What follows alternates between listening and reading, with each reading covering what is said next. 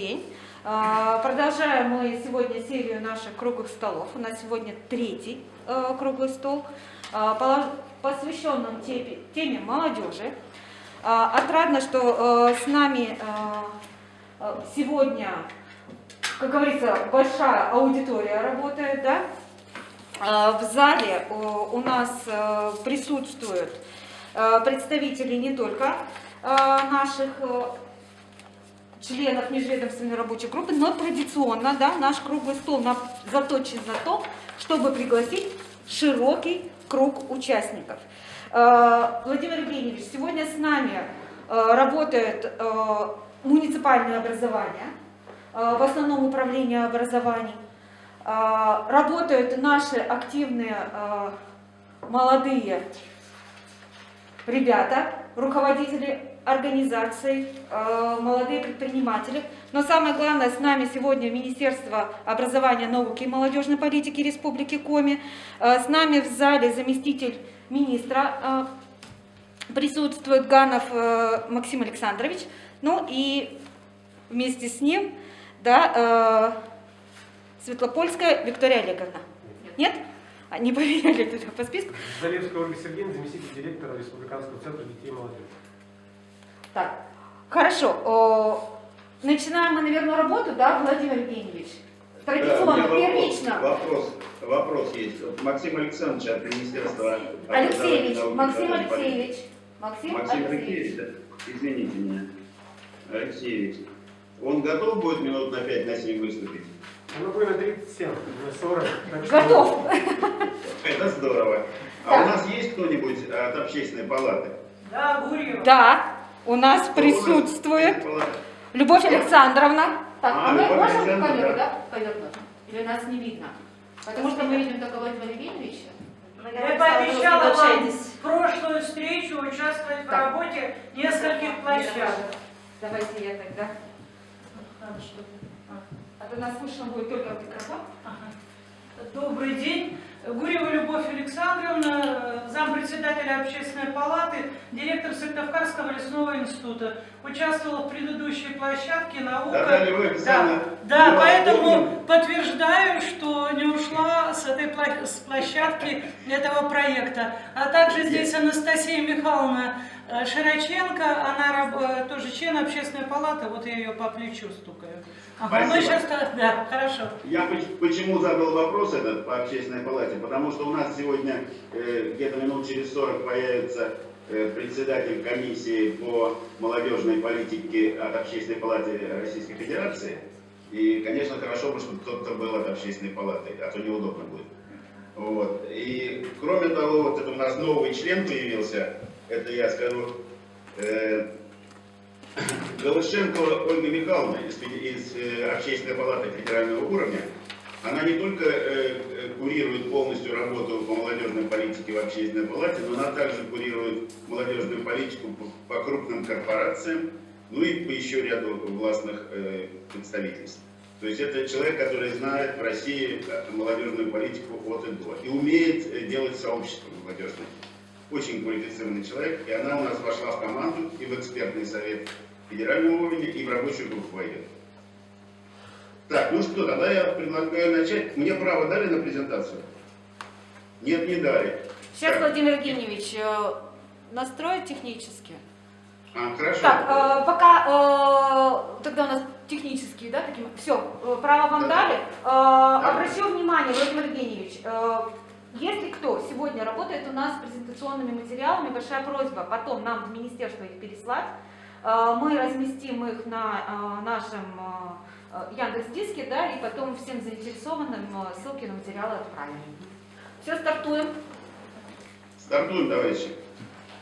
Ну, я вам хотел начать с того, что как только мы появились в Республике Коми с проектом пилотным, одобрение которому дал глава республики, Уйба Владимир Викторович, первый, кто нас дружелюбно встретили в республике, это была молодежь. Спасибо вам, это ребята из «Опоры России» и другие ребята. Так что, я думаю, мы на верном пути. Значит, я не буду говорить о состоянии республики и о состоянии страны. Вы все отлично знаете, что мы далеко не в очень хорошем положении находимся, как по экономическим показателям, так и по внешнеполитическим.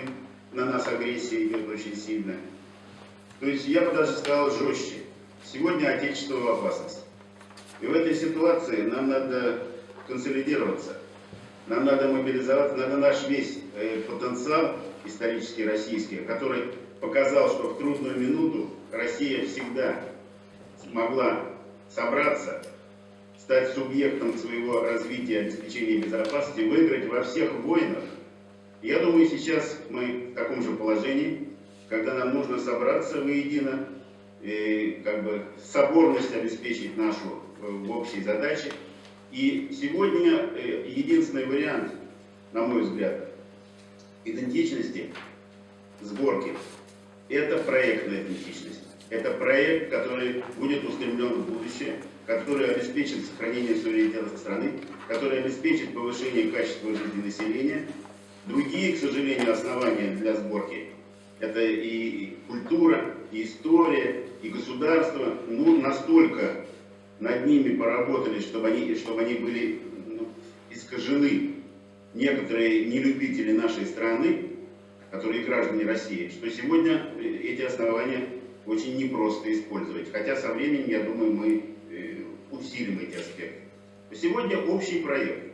И мы собрались здесь для того, чтобы консолидировать администрацию, общество и бизнес на решение общей задачи. А обеспечить консолидацию можно только на современных механизмах, которые помогут создать пространство коммуникации и пространство доверия среди вот этих представителей трех групп: администрация, бизнес и общество. И в этой связи, конечно, молодежь республики, она должна быть в авангарде. Поэтому сегодняшняя тема круглого стола – это самый сложный круглый стол, я полагаю, который у нас был и будет. Потому что есть проблемы разрыва поколений, есть проблемы нашей ответственности старших, которые прозевали в 90-е годы страну. И это на нас накладывает негативные отношения молодежи к нам. Почему мы ее прозевали? Да вот прозевали, неграмотные были. Сегодня мы намного грамотнее в социальном аспекте. Мы были хорошие инженеры, мы умели космические аппараты делать, ракеты, чего только мы не умели делать. Но мы были очень слабо подготовлены в социальной ориентации, в социальных аспектах. И в том числе и гуманитарии. И гуманитарии у нас оказались, жесткое слово не хочу говорить, но плохо подготовленные, и у них отсутствовала полностью мотивация к социальному проектированию будущего. А это связано было с слишком сильной идеологизацией страны. Они были на обслуге, а не на фронте переднем проектирования. Инженеры были на переднем фронте и математики проектирования будущего, а гуманитарии оказались на подхвате. Они обслуживали там марксистско-ленинская психология, марксистско-ленинская философия и так далее, но они не были самостоятельными творцами будущего. Сегодня ситуация меняется, и тем не менее с самыми передовыми, самыми такими пионерами будущего строительства все равно являются представители естественно-научных и инженерных направлений, а гуманитарии должны быть работать вместе с ними. Вот так сложилось, такова культура. Значит, что касается молодежной политики в регионе, я посмотрел закон о молодежной политике 2010 года с добавлениями, последнее добавление в 2017 году. Очень хороший закон. В отличие от того, когда у нас круглый стол по ГЧП, и мы рассматривали закон о ГЧП, который совершенно не имел связи с социальной ориентацией и социальной политикой. Этот закон мне очень понравился. Можно работать активно. Смотрите, как здесь определены цели. Во-первых, везде и в целях, и в принципах подчеркивается активная позиция молодежи. Вот смотрите, третья цель. Полного включения молодежи, активность молодежи в социально-экономическую, политическую, культурную жизнь страны. Дальше пятая позиция. Реализация инновационного потенциала молодежи. Ведь грамотно писали закон. Активность молодежи. Дальше. Принципы. Посмотрите. Шестой принцип. Ответственность молодежи. Кто там включил микрофон, коллеги? Выключите микрофон. Ответственность молодежи. Седьмой. Признание молодежи равноправным партнером. Взаимодействие молодежи со всеми органами власти, Государственным советом, правительством и так далее. Очень хорошие принципы и очень хорошие цели. Но чего там не хватает? К сожалению, как и во всех других законах многих российских, не только региональных, не хватает четких механизмов взаимодействия. Там обращение написано, должна писать молодежь, куда там, в Госсовет, в правительство. А что дальше с этим обращением? То есть там нет того, что мы, ради чего мы затеяли этот пилотный проект. Там нет живых площадок коммуникации одновременно, и причем оперативно, непрерывное взаимодействие, не разового, не только по обращениям, а непрерывно работающих площадок, в которых сразу работает администрация, молодежь, и одновременно эта площадка связана со всеми другими, и с научными площадками, и с бизнесом, и с НКО, то есть завязать в единое пространство, чтобы молодежь могла участвовать во всех сферах обеспечения жизнедеятельности, развития региона, а не была только декларирована как активная. И вот и наша задача с вами создать такой механизм, который будет со всеми существующими механизмами тесно связанным взаимодействием, никого не подменяя, а просто обеспечивать оперативное взаимодействие. Понадобится большая работа, в том числе и потом понадобится создание специальных платформ цифровых, чтобы обеспечить оперативное взаимодействие. Лучшие специалисты в стране готовы подключиться и к этим вопросам. То есть за спиной у нас стоят нормальные силы. И проблема-то здесь в чем? От чего мы уходим? Мы уходим от ручного управления страной. Мы должны обеспечить сложность системы управления, в которую включены молодежь и другие площадки, с объектом управления. Сегодня объект — это сложное управление, а система управления примитивная. Вот это наша задача. Образцами для нас не являются сегодня ни США, ни Китай. В США хорошие подходы, грамотные к организации управления, а у них цивилизационный потенциал настолько несопоставим с российским, более красивым, что у них система всегда будет работать на поедание других, а сегодня, когда поедать других стало сложно, они начинают поедать сами себя. Демократы, республиканцы. Китай, слишком жесткая система, однообразие, стараются снизить сложность общества за счет того, чтобы его унифицировать, вплоть до вот эти рейтинговые системы сегодня китайские, это же потрясающе. Сделать всех одинаковыми, скучными, однообразными, это противоречит тенденциям развития человечества. То есть это социокультурное разнообразие ликвидируется. А это наше богатство человечества. Так же, как и в биосистемах, биотехническое разнообразие ценность, так и в социальном. Так что в этом связи мы выходим на консолидацию государства, общества и бизнеса, на конвергенцию иерархий, сетей и сред. Никто иерархии отменять нигде не будет. Во всех биологических системах иерархия работает. Поэтому надо научиться работать вместе всем этим механизмам. Измениться должны все. И власть, и общество, и бизнес. Общество атомизировано, нам нужна активность повышенная и другие формы взаимодействия. Бизнес социально слабо ориентирован. А власть, к сожалению, сегодня слабо подготовлена к тому, чтобы управлять таким сложным объектом, как страна. Тут надо совершенствовать механизм управления. Есть научное обеспечение отечественное, которое лучше мирового, и это признано в мире. Мне, например, приходится работать сейчас с мировыми специалистами по системному подходу и кибернетике, социальной кибернетике, управления социальной системой. Мы признаны, наши подходы, как лучшие, и нам доверено проведение мирового конгресса по этой проблематике, который будет в этом году в сентябре в Москве. 6 ноября прошлого года мы стартовали проект совершенствования механизмов общественного участия. Уйбл Владимир Викторович дал добро после того, как мы обсудили, для чего нужен такой проект и что он может дать. Сразу скажу, что мы Уйбу знаем хорошо по всей предыдущей его деятельности, и наша команда и проект этот, которому дал добро Владимир Викторович, он, поддержку главы республики. явную поддержку. И здесь пусть не будет сомнений, что мы в одной команде супер. Хотя никаких таких неформальных отношений у нас нет. Формальные отношения в рамках проекта. Значит, два круглых стола мы провели. ГЧП и наука в региональном развитии. После каждого круглого стола создается площадка, экспериментальная, коммуникативная площадка. По ГЧП она создана на базе Академии госслужбы. Научная площадка создана на базе Коми-наука.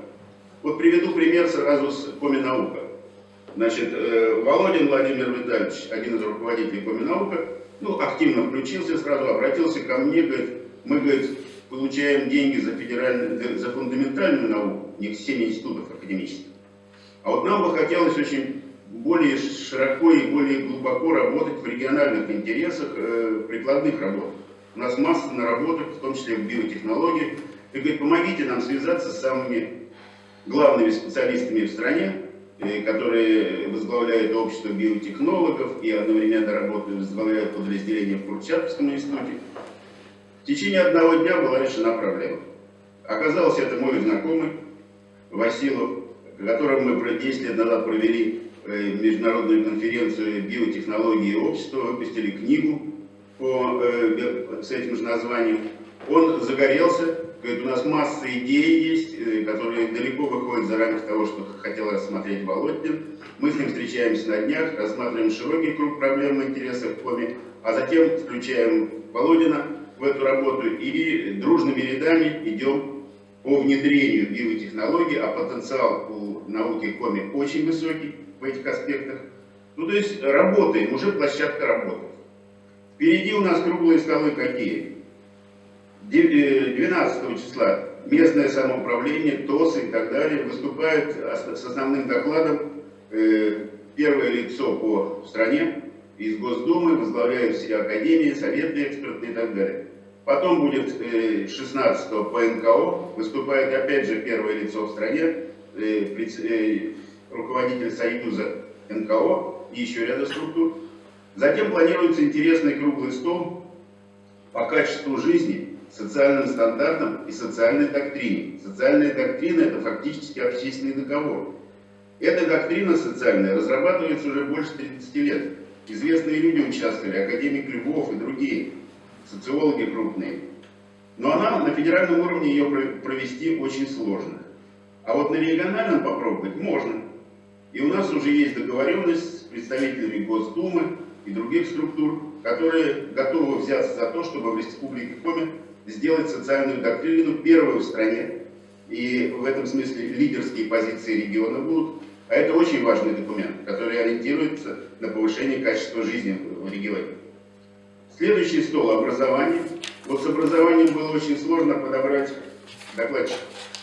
К сожалению, у нас среди таких вот статусных структур в образовании, статусных фигур, многие работали далеко не в интересах развития образования для развития страны. Мне приходилось иметь дело с ними, с многими. По крупицам приходится отслеживать специалистов, которые бы действительно видели будущее образование в связи с будущим развитием страны. Они пристраивали ее в хвост западных стран, у которых, кстати, сегодня четко можно показать, что перспективы развития не очень хорошие, что у Европы, что в Америке и у Китая. Ну и еще круглый стол общественной безопасности. И мы открыты к спектру столов. Я думаю, еще и придумаем. Молодежь, может быть, предложит что-то. Поэтому этот состав столов открыт. После каждого стола будет рождаться площадка. Значит, молодежь через площадку, которую, надеюсь, мы сегодня создадим, она будет входить во все сферы жизнедеятельности региона. И обеспечение жизнедеятельности, и преодоление точек разрыва, и стратегическое целеполагание, и разработка стратегий, проектов и других инноваций, и обеспечение, реализация и обеспечение инноваций и инновационное обеспечение внедрения новых проектов. То есть система антологии, в которой будут завязаны все площадки, как единое целое. То есть фактически будет сформирована субъектность региона на основе проектной идентификации и включения всех, кто хочет и может, в процесс будущего своего становления. И молодежи здесь, конечно, достойное место будет. Это рекомендуемая литература, вы знаете, на сайте потом будет, увидите. Сегодня у нас на круглом столе мы не делали специально сегодня основного доклада, потому что для молодежи делать какой-то... Добрый день, вы готовы что-нибудь нам сказать?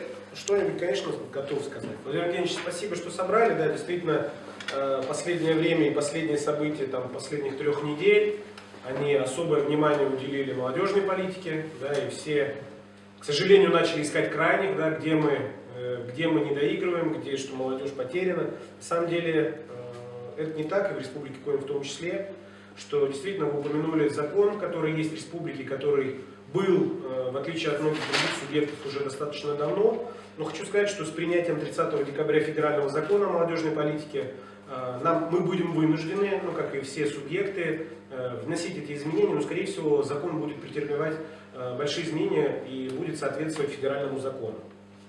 Для того, чтобы понимать, как говорится, масштаб молодежи, после увеличения количества возраста до 35 лет молодежи в Республике Коми сейчас 214 тысяч, что соответственно 28% от общего количества населения. Если разбивать по видам молодежи, то есть от 14 до 35, то школьная молодежь это от 14 до 18 28 тысяч человек, студенческая молодежь это порядка 25 тысяч человек, работающая молодежь это 161 тысяча, то есть все, что старше 18 до 35, это основной контингент молодежи в соответствии с федеральным законом. Вот в соответствии с этим на 67 тысяч, как говорится, объект молодежной политики увеличился в Республике Коми.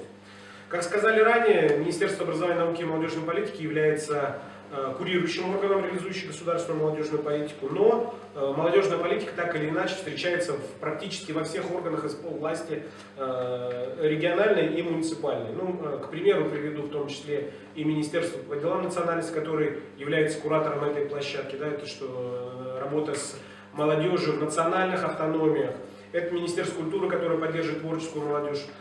До 2 года назад мы вели проект «Молодой предприниматель», здесь просто присутствует и «Опор России», и молодые предприниматели, то с позапрошлого года этот проект ведет Министерство экономики, тем самым тоже являясь активным субъектом государственной молодежной политики. Ну, Министерство сельского хозяйства предоставляет субсидии молодым специалистам в сельской местности, молодым специалистам, которые работают в бюджетной отрасли. Сейчас большое внимание уделяется и как раз Министерство образования, как и практически по всей стране, молодежка, как мы ее называем, является куратором волонтерского движения в целом реализации волонтерской политики. И у нас, в отличие от многих субъектов, все органы исполвласти в свои положения включили поддержку волонтерского движения по своим направлениям. Кроме того, если говорить по инфраструктуре молодежной политики, у нас есть подведомственное учреждение Республиканский центр детей и молодежи, который благодаря 2 года назад мы провели определенные мероприятия по объединению с Центром детско-юношеского туризма, и удалось нам выделить такое здоровое ядро и увеличить количество специалистов, которые занимаются молодежной политикой, и тем самым усилив кадровые позиции. Хочу сказать, что вот сейчас в Республиканском центре непосредственно молодежной политикой, теми мероприятиями по молодежной политике занимается 14 специалистов. У нас центр разделен на 4 подцентра. Это центр патриотического воспитания, это центр развития волонтерства, это молодежный проектный офис, мы его так называем.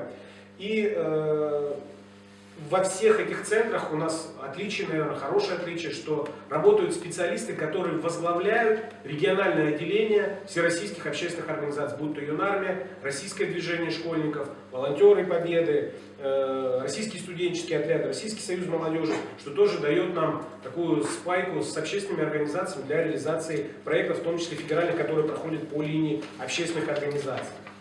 Кроме того, хочу сказать, что во всех муниципальных образованиях, наверное, за исключением 3,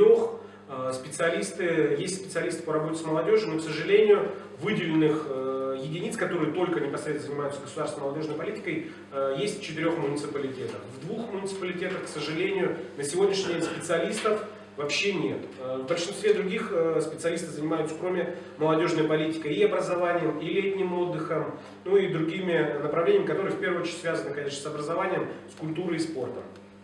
4 наших высших учебных заведения являются тоже активными субъектами молодежной политики. Это и Сыктывкарский государственный университет имени Екатерины Сорокина, Ухтинский государственный технический университет, Сыктывкарский лесной институт, ну и наша Академия государственной службы, а также, наверное, мощными последние годы мы большое внимание уделяем студенческой молодежи, которая обучается в профессиональных образовательных организациях. Это наши профессиональные, среднепрофессиональные образовательные учреждения. Тоже порядка 20 тысяч студентов активных. Для них у нас есть отдельные мероприятия, которые тоже мы планируем углублять в связи, в том числе и с последними событиями, и активизировать работу именно студенческих активов как в высших учебных заведениях, так и в профессиональных. Кроме того, на крупных предприятиях, которые вы тоже, наверное, все прекрасно знаете, это Лукойл, Монди, Ухта-Трансгаз, Т+, Комитекс, Роснефть, Зеленецкая птицефабрика, тоже активно работают корпоративные, так называемые корпоративная молодежная политика, которая тоже, есть совет молодых специалистов, которые тоже работают как внутри предприятия, так и в муниципальных образованиях, на которых у них находятся. В некоторых городах, ну вот, например, Ухта, Воркута, существуют советы молодежи, совет молодых специалистов, которые тоже состоят как из представителей образовательных учреждений, так и в большей своей массе это представители работающей молодежи, представители предприятий, представители общественных организаций. В республике до вступления в силу нового закона все 16 основных направлений государственной молодежной политики, которые были утверждены постановлением правительства, реализовывались. Были направления, которые реализовывались очень хорошо, за которые были в том числе и определенные рейтинговые показатели, и награды. Были направления, которые реализовывались слабже, но это тоже есть специфика республики. По некоторым направлениям, к сожалению, там либо не было достаточного количества специалистов, которые могли это возглавить, либо той молодежи, которая непосредственно этим направлением была бы интересна. С вступлением в силу нового закона количество направлений основных, которые фигурируют в федеральном законе, их стало 21. По некоторым из них мы проводили работу и до этого, и также добивались успехов. Но вот из последних событий отдельное направление, которое, наверное, не менее важно, это предупреждение правонарушений и антиобщественных действий в молодежной среде, которое как раз тоже является сейчас в свете последних событий очень важным направлением.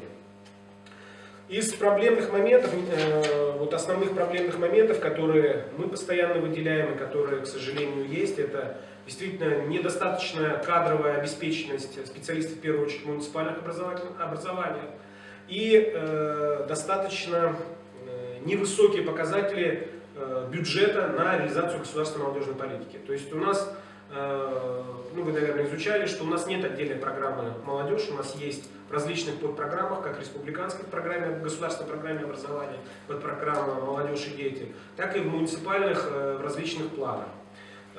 Если проанализировать по всем муниципалитетам, то разброс средств в этом году, к сожалению, от 0 до 1 200 000, вот город Усинск, который ежегодно достаточное количество средств выделяет именно на государственную молодежную политику. Особенность Усинска и пример, наверное, для других муниципалитетов, которые мы хотим транслировать, это непосредственно существующий муниципальный молодежный центр. Это публичное свободное пространство, такое коворкинг пространство, которое доступно как для учащейся молодежи, так и для работающих. То есть есть различные возможности и для проведения мероприятий, и просто для свободного проведения времени, для проведения там спортивных каких-то мероприятий, музыкальных, творческих. Вот такой пример свободного пространства мы тоже для себя ставим как, наверное, одной из задач, чтобы такие пространства были в каждом муниципальном образовании, чтобы молодежь различного возраста могла свободно проводить время, в том числе и ну, не только отдыхать, но и образовываться, и в том числе, может быть, это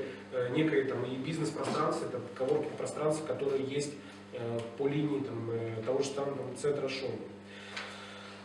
Кроме того, ну вот какие предложения и какие находятся сейчас в проработке, это, возможно, по примеру Российской Федерации, когда 5 лет назад создавалось российское движение школьников, для того, чтобы была единая политика в области детской общественной организации, федеральным центром было принято выделение ставок кураторов российского движения школьников в каждом регионе. Она до сих пор есть. Сейчас вы знаете, что проект в 15 субъектах проходит по советникам по воспитательной работе в образовательных организациях, которые тоже финансируются из федерального бюджета, тоже будет по линии Росдетцентра и будет единая политика. Вот мы видим в этом тоже, наверное, перспективы, что со стороны республики иметь ставки хотя бы минимум по одному специалисту, который будет финансироваться из регионального бюджета в каждом муниципалитете для того, чтобы, опять же, решать, во-первых, политику единую региональную, ну и чтобы установки и влияние, в том числе на муниципальные органы самоуправления, чтобы они были едины. Кроме того, также понимаем, что без дополнительных средств на софинансирование муниципальных программ будет сложно в муниципалитетах в связи с тяжелой достаточно ситуацией с бюджетной обеспеченностью создание инфраструктуры, без которой мы тоже считаем, что молодежная политика не будет достаточно эффективной. Ну и, наверное, самое главное, мы понимаем, что необходимо поддерживать в том числе инициативу так называемой холодной молодежи, которая не является активистами общественной организации, она не является протестно настроенной, она не состоит на учете, но у которой есть идеи, которые требуют не всегда больших средств, но, к сожалению, не всегда они могут участвовать, в том числе в грантовых конкурсах, в проектных конкурсах, о которых вы говорили. Мы считаем, что опыт Российской Федерации по проведению грантового конкурса Росмолодежи, допустим, для физических лиц, он приемлем и в Республике Коми. Тем самым мы увидим дополнительное количество молодых активных лидеров, разработчиков проектов, которые могут со своей инициативой выступить, получить поддержку и тем самым расширить спектр молодежной политики. Ну, вкратце все, готов отвечать, готов дискутировать, да. Слышать предложения. Ситуацию, и никто не собирается критиковать. Как же я не про вас, Георгий. А? Я не про вас, я в целом Я говорю, в целом критиковать мы не будем. Мы собрались не для того, чтобы критиковать, а для того, чтобы в будущее идти. Поэтому все нормально. Значит, у меня вопрос такой. Вот вы отметили, что с кадрами проблемы, с финансами проблемы. Все правильно. С организационным обеспечением. Это у всех такие проблемы во всей стране. И Коми здесь смотрится не хуже других. Вопрос такой к вам. Вот вы считаете, нужна вот то, что мы предлагаем, такая оперативная площадка, в которой будете присутствовать и ваши люди от министерства, и молодежь, разные совершенно представительства, и наука, и бизнес, и федералы подтянутся по всем направлениям, в том числе и с корпорациями, которые у вас в регионе много, крупных корпораций, а у нас связи на федеральном уровне с ними есть, чтобы можно было как-то их повернуть, усилить социальную ориентацию. И в вашу сторону тоже, в сторону молодежной, правильно? Можно это сделать. Но из регионального уровня это сделать, пожалуй, даже сложнее. Потому что они себя всегда чувствуют самодостаточными и уверенными в том, что они делают. Значит, вы как, поддерживаете создание такой площадки? Смотрите, вот площадку создавать просто для того, чтобы это было очередным местом, где мы могли бы собраться, да, это хорошее дело. Но есть сейчас возможности просто подключиться в уже существующие площадки, да, межведомственные.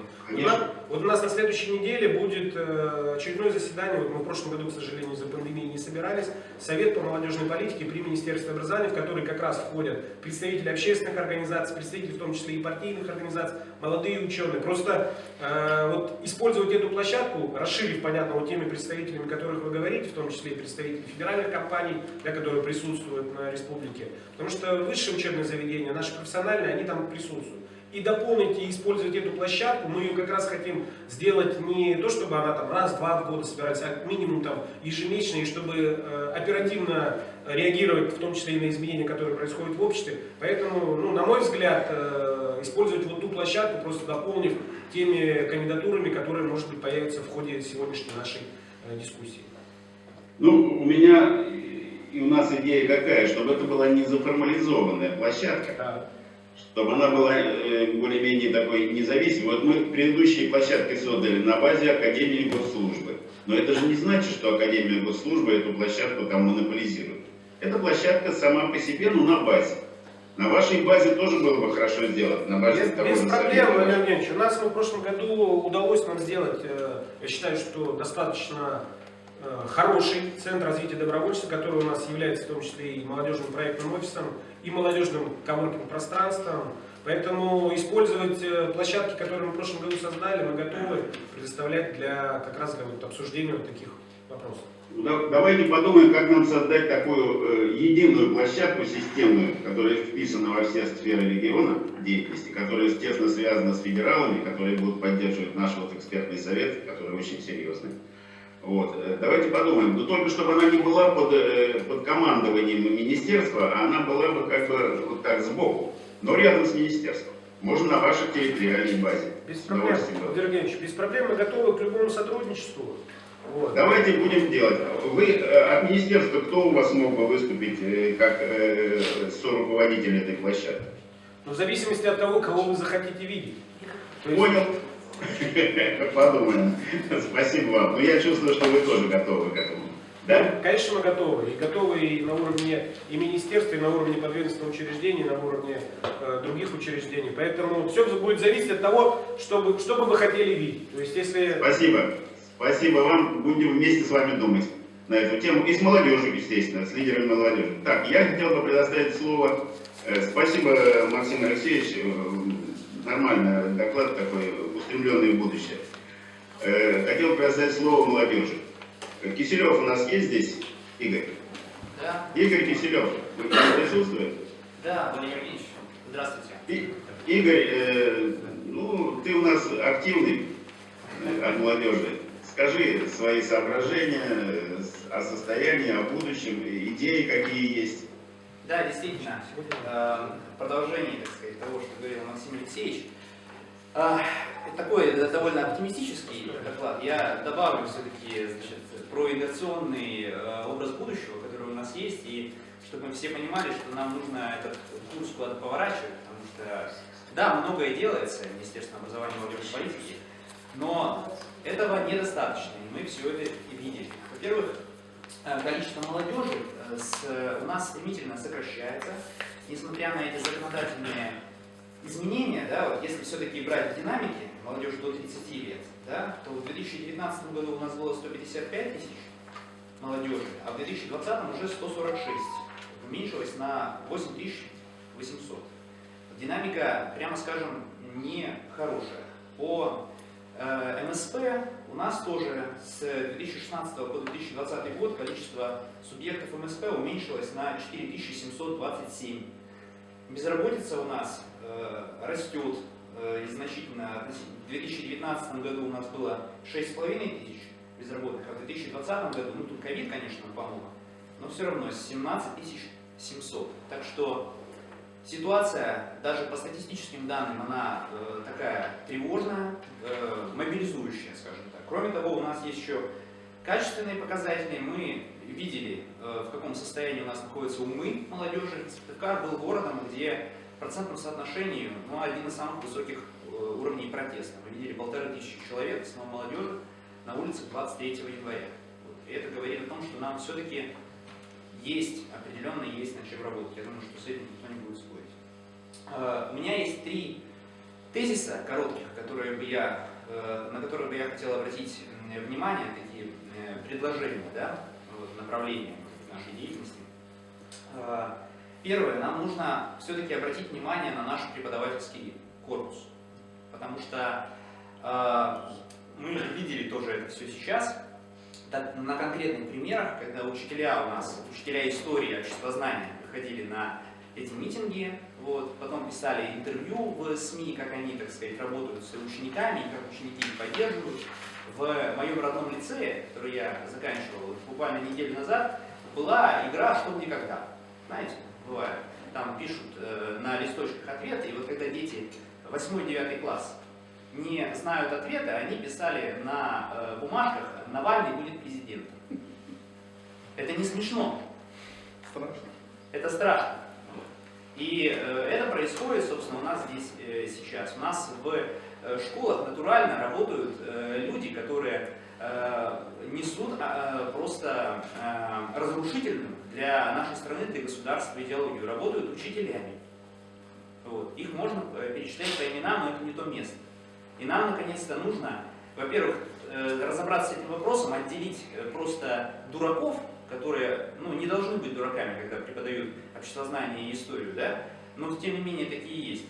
дураков нам нужно образовать, дать им системное мышление, и злонамеренных людей, которые просто-напросто предатели, работающие на иностранные фонды и получающие свою основную зарплату там. Такие у нас тоже есть. Этим вопросом нужно системно, я думаю, что к следующему учебному году заняться. Это да, если не сейчас. Потому что войну, да, как известно, Владимир Евгеньевич сказал, что мы на войне, я абсолютно с этим согласен.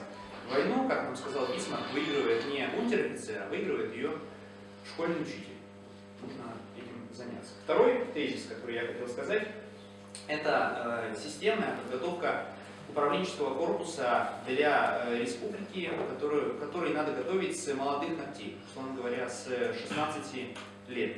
Потому что у нас сейчас вот в лицее и гимназиях, да, существует такая тенденция, вот директор гордится своей работой, своим выпуском, да, в том случае, если из выпуска, условно говоря, 40 человек, да, все поступают в Москву, Питер на бюджет и уезжают.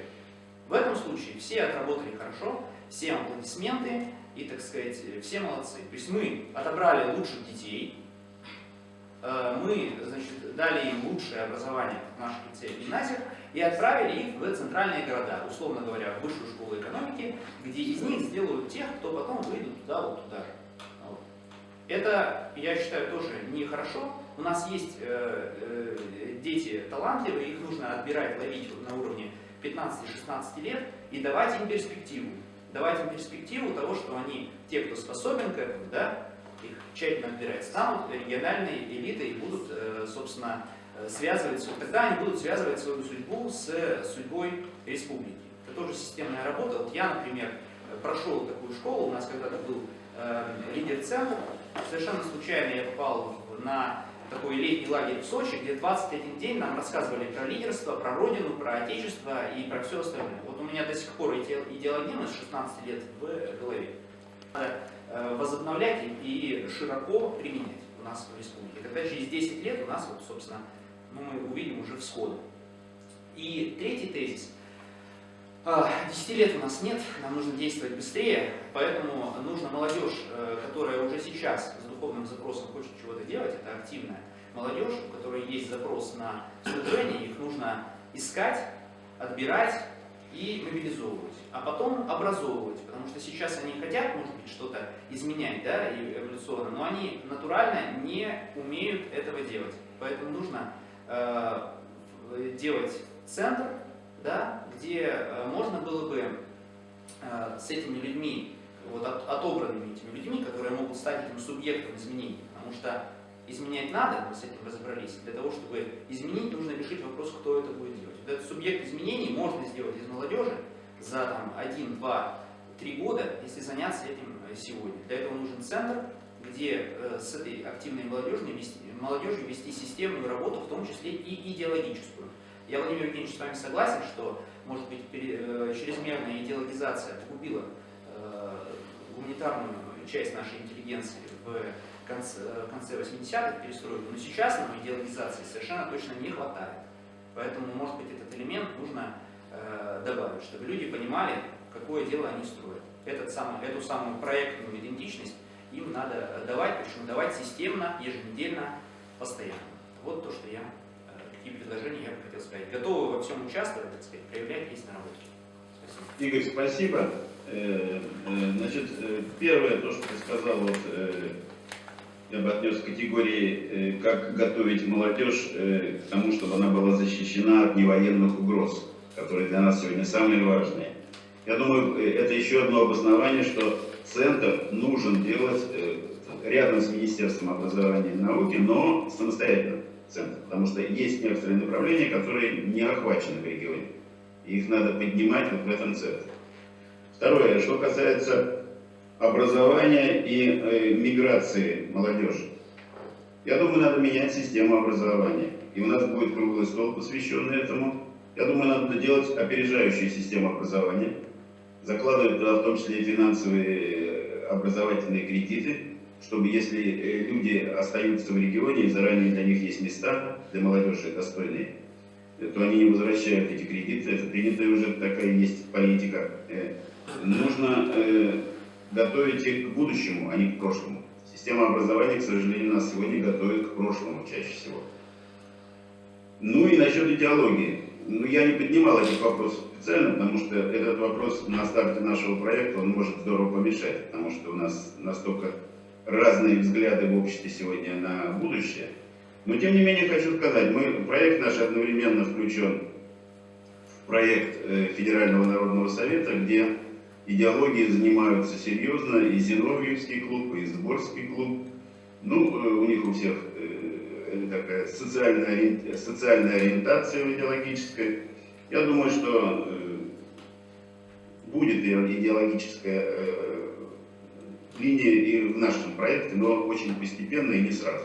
Потому что для меня сегодня главное это не навязывать что-то готовое, а помочь самим людям, самому региону стать субъектом своего развития. И этот субъект уже должен включиться активно тогда и в определение своей идеологии. Ну, в целом, спасибо, Игорь. Я надеюсь, вы включитесь активно в создание этого центра, этой площадки. И я думаю, что вместе с Максимом Алексеевичем и с нами вместе мы придумаем что-то красивое, чтобы решать эти сложнейшие задачи. Так, у нас подъехала Ольга Михайловна Голошенкова, представитель федерального уровня, руководитель молодежного движения, соорганизации молодежи, сообществ молодежных в общественной палате и не только в общественной палате. Ольга Михайловна, как вы готовы? Да, добрый день, готова. Всех рада приветствовать. Техническая поддержка. Дайте разрешение Ольге Михайловне на демонстрацию отвлечения. Да, если можно, моей коллеге Виктории Родионовой. Да, спасибо большое. Коллеги, ну на самом деле мне удалось послушать предыдущее выступление. Очень такая большая синхронизация, я думаю, сейчас происходит у всех, кто заинтересован в развитии молодежи. И мне отрадно, что синхронизация на федеральном уровне, она в каких-то моментах уже совершенно точно произошла, потому что в 2019 году мы начали думать о важности создания такого единого движения сообществ молодежи трудящейся. Мы назвали эту категорию молодые специалисты. Сейчас благодаря федеральному закону, который президентом был подписан 30 декабря прошлого года, мы уже понимаем, кто такие молодые специалисты в нашей стране, потому что до этого, еще со времен Советского Союза, в российском законодательстве категория молодой специалист вообще не была определена. Теперь мы понимаем, что, собственно, это все молодые люди, которые выпускаются из учебных заведений, которые выходят на рынок труда, а также все молодые люди, которые работают по первому месту работы в рамках первого найма до 35 лет. Это достаточно большая категория молодежи и очень интересная категория молодежи, потому что мы понимаем, что если у нас сейчас 41 миллион молодежи благодаря закону, который повысил возраст до 35 лет в целом, то вот этой трудящейся молодежи, тем более выпускников, которые находятся на рынке труда, по нашим сейчас подсчетам, конечно, точных данных еще нет, не менее 20 миллионов человек. То есть это на самом деле очень такая солидная категория, с которой мы можем работать. Но что здесь еще важно идеологически? Мы хотели бы, чтобы большее число нашей молодежи видело себя в экономике страны, видела себя в труде, что очень важно, потому что ценность труда как таковая, она уходит из жизни молодых людей, и очень часто есть такая философия, я думаю, многим из вас знакомая, что надо как-то сделать так, чтобы найти быстрый источник дохода и потом жить на ренту. Очень многие молодые люди прекрасно рассуждают о том, что, собственно, отдых и пенсия должны начаться из 28 лет, из 33 лет и так далее. То есть вообще понимание того, что деньги в вашей жизни связаны с трудом, оно уже стало достоянием поколений намного более старших. То есть если мы общаемся с молодыми людьми с точки зрения их видения жизни, конечно же, сейчас нет такой устойчивой связи между трудом, служением обществу и работой и доходом. Да? И вот мы хотели бы, исходя в том числе из интересов крупнейших работодателей, которых мы в нашей ассоциации МАКО представляем уже 11 лет, которым нужны талантливые молодые люди, работающие в нашей аэрокосмической, энергетической отраслях и так далее. А откуда эти люди возьмутся, если складывается философия того, что, собственно, труд не нужен, и зачем столько пахать, пахать, если можно все сделать намного легче. А вообще лучше всего стать инстаблогером или лучше тиктокером, да? Они много зарабатывают, их на телевидение приглашают после того, как они популярны в соцсетях и так далее. То есть вот мы все понимаем проблематику, и, собственно, мы проповедуем ценность человека труда, ценность человека, который служит обществу, ценность человека, который созидает, и ценность человека, который встроен в экономику. Таким образом, в феврале 2020 года был создан Координационный совет при Общественной палате Российской Федерации по развитию сообществ молодых специалистов. И, как вы видите, деятельность совета направлена не просто на категорию молодых специалистов и их поддержку. Нет, мы видим молодых специалистов как позитивный ресурс изменений, и мы видим молодых специалистов как в том числе источник создания самоорганизующихся социальных систем, сообществ.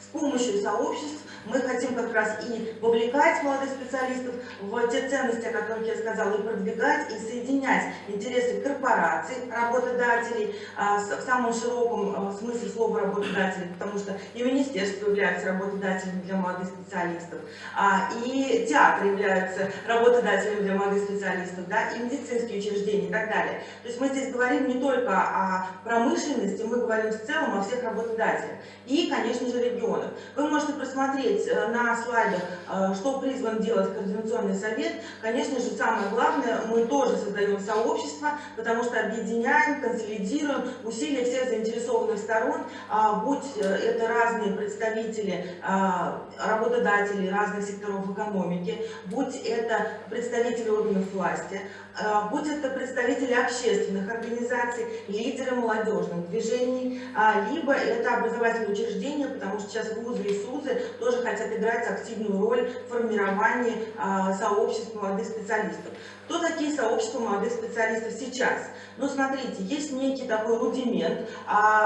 Если мы говорим про советы молодежи, то в каких-то организациях остались советы молодежи, есть советы молодых специалистов и ученых, есть просто молодежные объединения, но, конечно же, они все не играют той роли, которую могли бы играть как агенты изменений в компаниях с точки зрения привнесения новых технологий, новых замыслов и видений и вообще связи поколений. Но, с другой стороны, также эти советы молодежи и не вовлечены в деятельность компании на уровне ценностей, на уровне профессиональных ценностей, на уровне отраслевых ценностей. Очень часто молодые люди, даже те редкие молодые люди сейчас, которые мечтают об авиации, мечтают о космосе, мечтают работать в энергетике, они приходят в компании, но в компаниях сейчас и культура, и структура такова в рамках нашего госкапитализма, что очень медленно выстраиваются процессы, которые помогают молодым людям быстро интегрироваться, вот эту страсть молодости применить.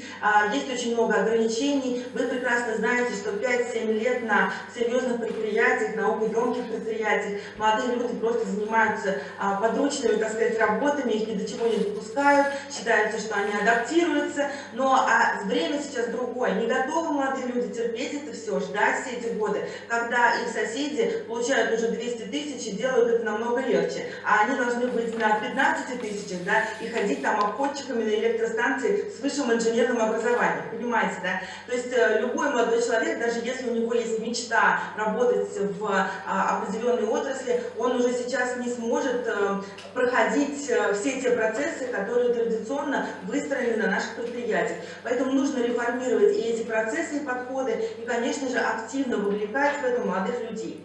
В рамках Координационного совета, куда входят ключевые представители заинтересованных сторон на уровне лиц, принимающих решения, так, чтобы от каждой структуры любые решения, которые озвучены в рамках Координационного совета, были абсолютно легитимными. У нас есть еще второй слой, подстроенный внутрь, так сказать, под Координационный совет. Это, собственно, лидеры молодежных организаций. Это молодые специалисты, которые являются активными, заинтересованными, которые имеют хороший потенциал для развития внутри данных отраслей компаний. Мы провели исследование среди работодателей и выявили топ-7 направлений, которые сейчас интересуют и работодателей, и молодежь, и те направления, в которых и так ведется работа с разным успехом и интенсивностью в советах молодежи. Вы их видите перед собой. Вот на базе этих тематик были созданы межотраслевые, межкорпоративные сообщества молодых специалистов. На данный момент это преимущественно работающая молодежь, молодые люди, которые работают в компаниях совершенно разных отраслей экономики в возрасте до 35 лет. Это люди именно из разных компаний, поэтому они сейчас получают уникальный опыт, как быть в сообществе, как строить горизонтальные связи, каким образом выстраивать рычаги неформального влияния, потому что даже эти молодые люди сейчас очень с большим трудом понимают, а как они без регламентов, приказов, документов и иерархии могут вообще что-то делать. Поэтому они искренне задают вопросы, а как мне обратиться к моему соседу, вот мне 30, а ему 28, а я в Роскосмосе, а он в Росатоме. Как мне, будучи в неформальной рабочей группе, вот, где мы с ним вместе занимаемся темой волонтерства, нам нравится, как я могу к нему обратиться, как я могу его пригласить в работу, как я могу с ним договориться. Вы не могли бы написать руководителю нашей организации письмо, чтобы он меня уполномочил делать звонок, понимаете? Вот такая деформация сознания происходит в таком возрасте. Ну, то есть, с одной стороны, это молодые люди, а вот, собственно, представители тех самых наших любимых поколений Y и Z, а с другой стороны, они уже, как только они входят в канву корпоративного корпуса и корпоративной культуры, они уже вот таким вот образом деформированы, я бы сказала. Поэтому мы совместно учимся в рамках этих рабочих групп, которые являются сообществами, как быть сообществом на практике и как выстраивать социократические и холократические структуры, которые помогают людям дальше строить другую экономику. Я сейчас, да, спасибо, пролистаем, потому что я не буду останавливаться на том, что ребята написали, чем они будут заниматься в рамках каждой тематической группы, чтобы вы просто понимали, что это и коммуникационные проекты, и спорт, и ЗОЖ, и так далее. И что для нас здесь важно? Да, для нас здесь важно, вот на этом слайде хотела бы остановиться, что все сейчас модно, да, любят говорить про то, что мы живем в эпоху ВУКа, volatility, uncertainty, complexity, ambiguity, и вот мы, значит, ничего не можем предсказать, предугадать, все очень сложно, все очень неоднозначно, стратегии больше не работают, работает сейчас видение, вот, и поэтому, когда мы говорим о том, что вот время такой турбулентности, мы должны понимать, что это не переходный период какой-то стабильности, это просто наша новая реальность, где вот эти процессы турбулентности, они будут все нарастать и нарастать. Какое нужно лидерство в это время? Один человек совершенно точно не будет знать, что делать, и вот эта модель, когда есть вождь или даже группа вождей, которые ведут нас к светлому будущему, она совершенно точно в этот период работать не будет. Что будет работать? Коллективный интеллект, распределенное лидерство, конвергенция. Когда мы имеем с вами коллективный набор компетенций и талантов и имеем возможности, навыки, компетенции и, конечно же, формы, инструменты и технологии, как нам это распределенное лидерство в себя вместить и каким образом выстраивать те самые, я бы сказала, блокчейн структуры лидерства, да? Когда мы имеем распределенный реестр и платформенное мышление как новый тип мышления, не просто как технология, как тип мышления. И, конечно же, ДНК этого всего — это культура сотрудничества, когда мы понимаем, что мы единая управленческая система. Вот именно это мы сейчас пытаемся строить в сообществах молодых специалистов, сначала на межотраслевом уровне, а потом интегрировать это в ДНК молодежных советов компаний, потенциально выращивая из этого то, что называется молодежные борды, youth boards. Это когда мы имеем молодежные советы директоров или молодежные правления, которые интегрированы в систему управления компанией. Что такое сообщество в нашем понимании? Оно строится на трех одновременных К, на три единстве, кооперации, коллаборации сообщества. Для нас это, конечно, больше сообщества практики, которые ориентированы на общий предмет деятельности, к которому они испытывают сильные эмоции, в котором они сильно заинтересованы. Ну и, конечно же, это общий опыт, общие идеи, структуры, которые есть у данных сообществ. Мы сейчас пытаемся с нашими молодыми людьми как раз делать совместные для них проекты, которые являются их инициативой, направлены на общий предмет деятельности, который выбран, но в связке с корпорациями и территориями, на которых они присутствуют. И здесь очень важно, чтобы координационный совет, который мы сейчас строим на уровне всей Российской Федерации, он мог иметь своеобразную франшизу, то есть он мог декомпозироваться на региональные сообщества. И мы с Росмолодежью, Росконгрессом, Россией страна возможностей, федеральными министерствами ведем сейчас активную работу для того, чтобы мы могли ту структуру, которую мы уже начали выстраивать, транслировать в регионы. Поэтому, друзья, если вы заинтересованы, мы готовы помочь вам организовать такой же координационный совет в вашем регионе. Этот совет должен состоять из всех заинтересованных сторон, которые готовы работать с тематикой молодежи в рынке труда, то есть это работающая молодежь, молодые специалисты и, конечно, их сообщество. В рамках форума сообщества, это итоговый форум Общественной палаты Российской Федерации, который традиционно происходит в ноябре в Гостином дворе, мы в 2020 году, вот вы видите на фотографиях лидеров как раз этих молодежных сообществ, выдвинувшихся и поддержанных своими корпорациями, что очень важно, которые презентуют направление деятельности и план работы. Благодаря нашим партнерам, которые входят в Координационный совет, а это фонд Росконгресс, организатор Петербургского международного экономического форума, Восточного экономического форума, Российской энергетической недели, Российского инвестиционного форума. Вот Росконгресс нам любезно предоставил эти все площадки, и абсолютно все международные площадки, для того, чтобы мы могли проводить в рамках молодежных дней, специально выделенных президентом в свое время, для того, чтобы были молодежные площадки на этих форумах, наши сессии, наши мероприятия, которые будут формировать новую реальность для молодежи. Также у нас предусмотрены 4 стратегические сессии, ежеквартальные, для ключевых лидеров среди молодых специалистов. Также есть форумы Росмолодежи, специально созданные для этой категории. Это ФРМ, форум работающей молодежи, он был раньше рабочий, теперь работающий будет. Это форум «Восток», который направлен на развитие дальневосточного региона и прежде всего Приморья, как привлекательного для молодежи и, конечно же, для экономики, в которой молодежь может участвовать. И, конечно же, это другие площадки. Что еще очень важно, вы в конце видите конкурс такой, это премия «Молодой специалист года», и в рамках этой премии мы, естественно, как вы понимаете, все премии делаются, чтобы создать тренды и чтобы провести качественную аналитику того, что происходит. Вот мы делаем 3 таких трека, которые будут на федеральном уровне представлены. Конечно же, сам молодой специалист года – это лидеры среди молодежи, которые создают лучшие условия для сообществ, для вовлечения, для культуры сотрудничества, для кооперации, межфункциональной, межотраслевой и так далее.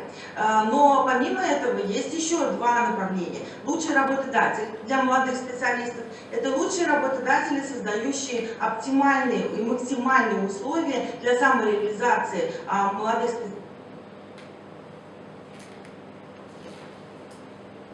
специалистов и их сообществ. И лучше технологии вовлечения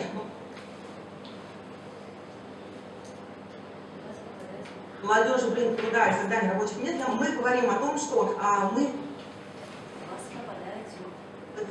регион для молодых специалистов и, соответственно, чего хотят молодые специалисты для того, чтобы самореализовываться в регионе.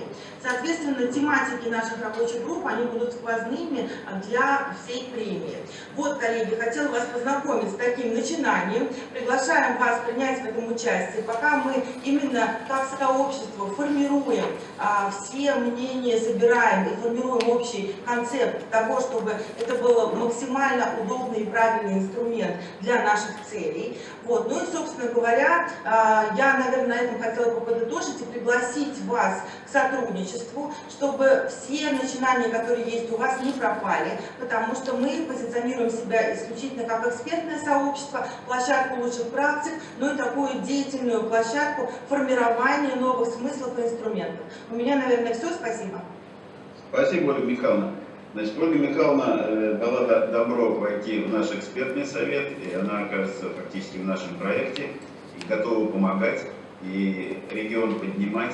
Вот Игорь Киселев здесь еще. Вот Игорь Киселев, как представитель молодежи активной, как вы смотрите на предложение Ольги Михайловны вот, использовать опыт ее наработок и ее команды, чтобы нам совершенствовать и подключиться к такой работе на нашей площадке? На мой взгляд, это очень перспективное направление. Вот я считаю, что он приживется на нашей почве. Нужно просто это хорошо отработать. Приветствуем в рабочей группе и рады таким высоким специалистам, конечно. Спасибо, Игорь. Будем работать в эту сторону. Спасибо, Ольга Михайловна.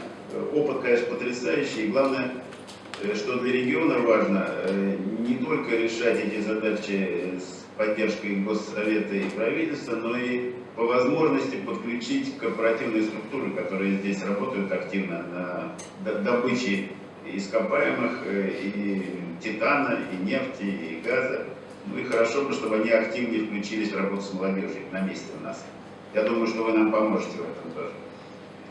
Да, совершенно верно, мы открыты к коммуникации, и, в общем, по любым мыслям, которые у вас возникнут, вы можете связываться, я готова. Да? Спасибо, Ольга Михайловна. Вы нас вдохновили тоже, то, что у нас на федеральном уровне работа кипит. Так, слово представляется Володину Владимиру Витальевичу. Добрый день. Я хотел бы спросить, сейчас слышно ли меня? Слышно? Хорошо. Спасибо. Уважаемые коллеги, мне кажется, сейчас уместно продолжить разговор о научной молодежи.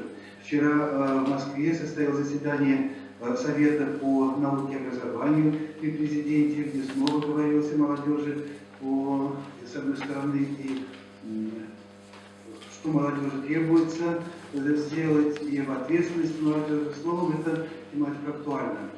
Вы знаете, отрадно, что в Республике Коми есть такая категория научная молодежь. Я бы хотел, чтобы сегодня услышали не столько меня, как от руководства центра, сколько в вашей истории присутствуют молодые ученые.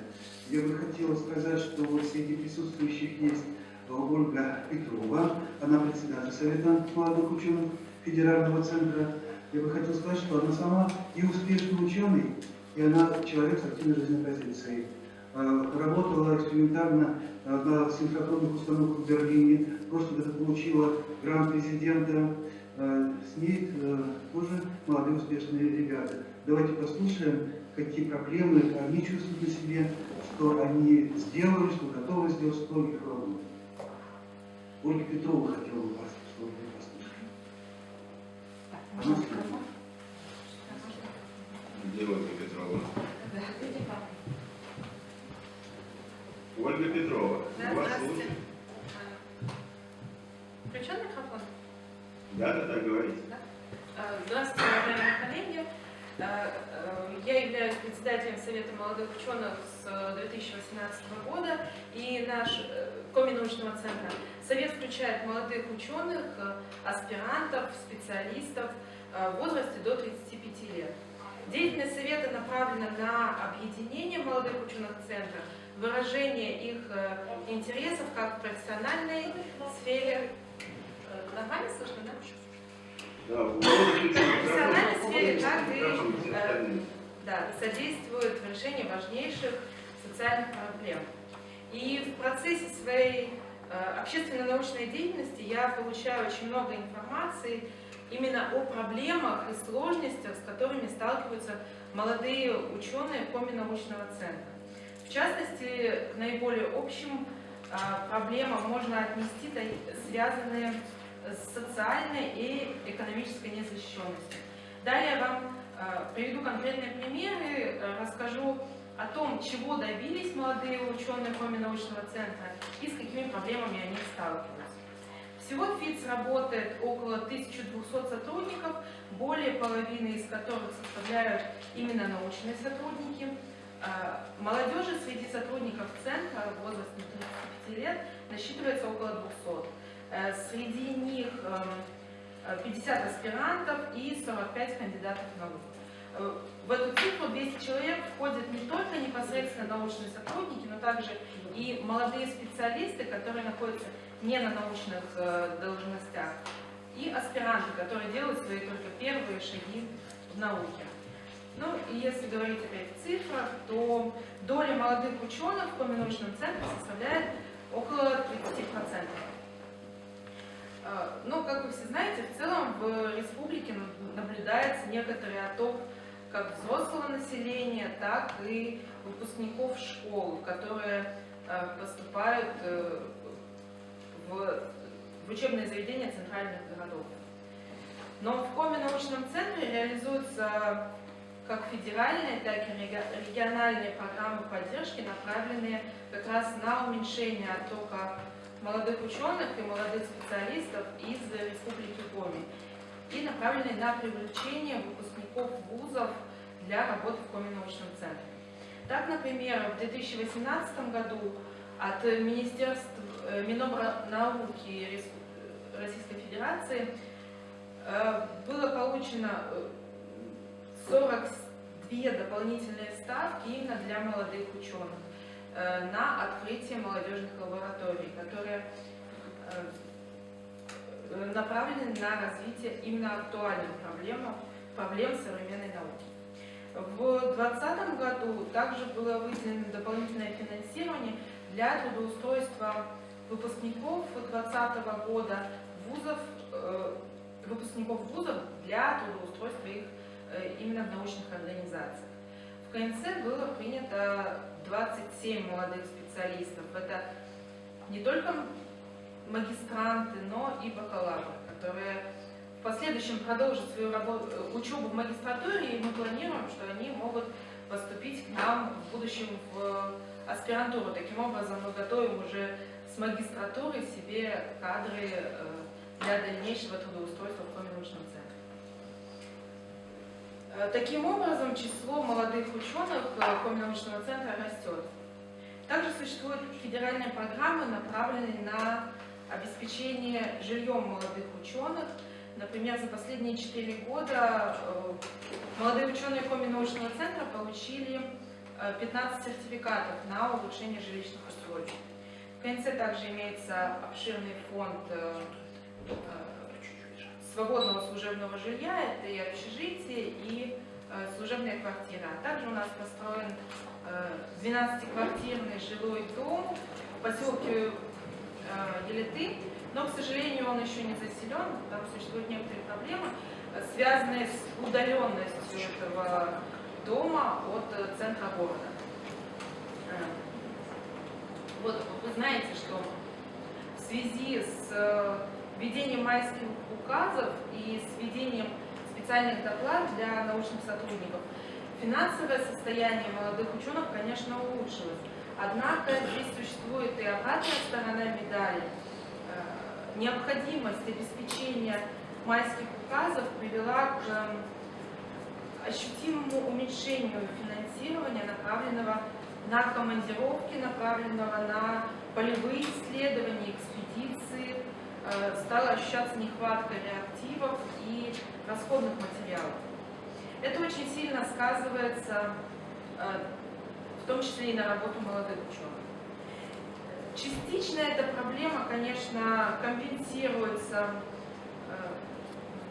грантом, который был получен Коми-научным центром на обновление оборудования от Министерства образования в рамках нацпроекта «Наука». Этот грант составляет 21 миллион, и программа будет действовать до 2024 года. Проблема с командировками и участием молодых ученых в иногородних конференциях и различных школах конференциях остро касается молодых ученых, поскольку именно на крупных школах-конференциях они делают свои первые шаги в науку. Во многом они именно там завязывают какие-то коллаборации, новые знакомства, которые им необходимы для дальнейшего развития. Именно на таких конференциях обычно находятся оппоненты и какие-то новые решения, расширяется научный кругозор и так далее. Поэтому я бы хотела обратить внимание на проблему научной мобильности среди молодежи. Насколько я знаю, такая проблема частично решена для молодых людей, которые участвуют в федеральных и региональных форумных кампаниях и фестивалях. Но сложность заключается в том, что форумы и фестивали редко включают какие-то научные направления. И в большинстве случаев они мало интересны молодым ученым, и они их просто игнорируют. Несмотря на то, что вот в таких форумах и фестивалях очень хорошо развиваются так называемые soft skills, которые очень важны в современном мире, они не связаны напрямую с профессиональной деятельностью ученого, но позволяют выполнять ее более эффективно, скажем. И в итоге молодые ученые ощущают нехватку финансирования для участия в научных школах, конференциях, А те молодежные мероприятия, которые финансируются из федерального и регионального бюджета, молодым ученым не интересны. Вот существует такая проблема. А что касается конференций, проходящих за рубежом, то вообще их оплата из бюджета академических организаций невозможна. Обычно на зарубежные мероприятия ездят только с грантовых средств. То есть бюджета их в принципе не оплачивают. Молодые ученые Коми научного центра также обладают хорошим организаторским потенциалом. Они активно занимаются организацией и проведением региональных, всероссийских научных школ и школ-конференций. За последние несколько лет молодыми учеными Коми научного центра получено 3 гранта РФФИ на проведение именно конференций, молодежных конференций, и грант Росмолодежи. Также молодые ученые проводят научные, спортивные, культурные мероприятия для самих себя, для молодых ученых, а также для других сотрудников центра. Молодые ученые проводят научно-популярные лекции для школьников, для широкого круга слушателей, выступают в качестве экспертов на различных конференциях школьных и студенческих. При этом просветительская деятельность и деятельность по популяризации науки, она должным образом не поощряется. И я говорю не только о денежном эквиваленте поощрения. И перейдем, вот к заключительной части, перейдем непосредственно к научной деятельности молодых ученых. Исторически сложилось, что деятельность Коми научного центра направлена в основном на проведение фундаментальных исследований. И под руководством молодых ученых выполняются гранты РФФИ, которых в 2020 году насчитывалось около 15. Также в настоящее время выполняется 3 гранта РНФ. Практически ежегодно молодые ученые получают гранты президента. В 2019 и 2020 году было получено по 2 гранта президента. Они до сих пор выполняются. В 2015 году молодой ученый, геронтолог из Республики Коми, Екатерина Коми, и вот ее получают более 3 человек. Ольга Регламент. Да. Но, как вы видите, в Коми научном центре наука и молодежная наука находятся на очень высоком уровне, но существует также проблема вовлечения молодых ученых в инновационную деятельность. Несмотря на то, что существуют различные программы, такие как «Старт» и «Умник», все равно возникает проблема вовлечения в инновационную деятельность. Поскольку у нас нет достаточно крупных компаний в Республике Коми, а те, которые присутствуют, они базируются в основном не в нашем регионе, а головная организация находится, например, в Москве. Поэтому с ними очень сложно иметь дело в плане совместных научных разработок. И я думаю, что наличие в Республике Коми такой мощной социальной группы, как научная молодежь, является важным. Она обладает очень большим потенциалом. И я думаю, мы можем активно включиться в разработку концепции, о которой мы здесь говорили. Вот, спасибо. Ольга, спасибо. Вот у вас такая очень хорошая картина нарисована, все хорошо. Проблемы какие-то есть, такие серьезные? Это первое. Только коротко, очень, 1-2 слова буквально. Но я озвучила основные проблемы, связанные с такой экономической незащищенностью молодых ученых. Несмотря на то, что их зарплата повысилась, но немножко ухудшились условия. Ну, нельзя сказать, что условия труда, но обеспеченность расходными материалами. Очень сложно поехать в командировки, потому что основная часть финансирования все-таки идет на выполнение майских указов. А как вы смотрите, Ольга, на то, чтобы увеличить долю таких вот практической ориентации научных исследований? Как бы вот вы смотрели на то, чтобы вам более активно взаимодействовать, например, с малым бизнесом, с НКО региона? Вот нужны вам эти связи?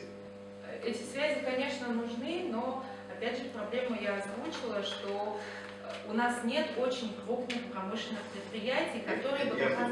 Да, а мелкие, не знаю, насколько они экономически готовы к научному сотрудничеству. Они могут быть полезны для реализации готовых уже разработок в практике.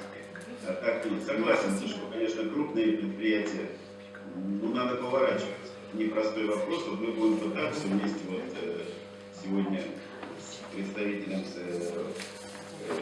Ольгой Михайловной будем пытаться как-то немножко их повернуть к молодежи, научной, в том числе, вашей линии. Значит, я правильно понял, что вы готовы, в принципе, к кооперации с молодежью не только научного коми-наука, но и в более широком контексте. Там же актуально. Согласны, да? Да, согласна. И еще существует проблема, что сами научные сообщества, они тоже разрознены. Потому что, например, наша молодежь коми-научного центра имеет очень слабую связь с молодежью университета, с Финским университетом. Для этого мы и хотим создать молодежную площадку, которая бы стянула все города республики, и одновременно ваши институты, все, может быть, тоже более близко, хотя у вас, конечно, своя там сплоченность есть, но можно было бы как-то и усилить это. Спасибо, я понял.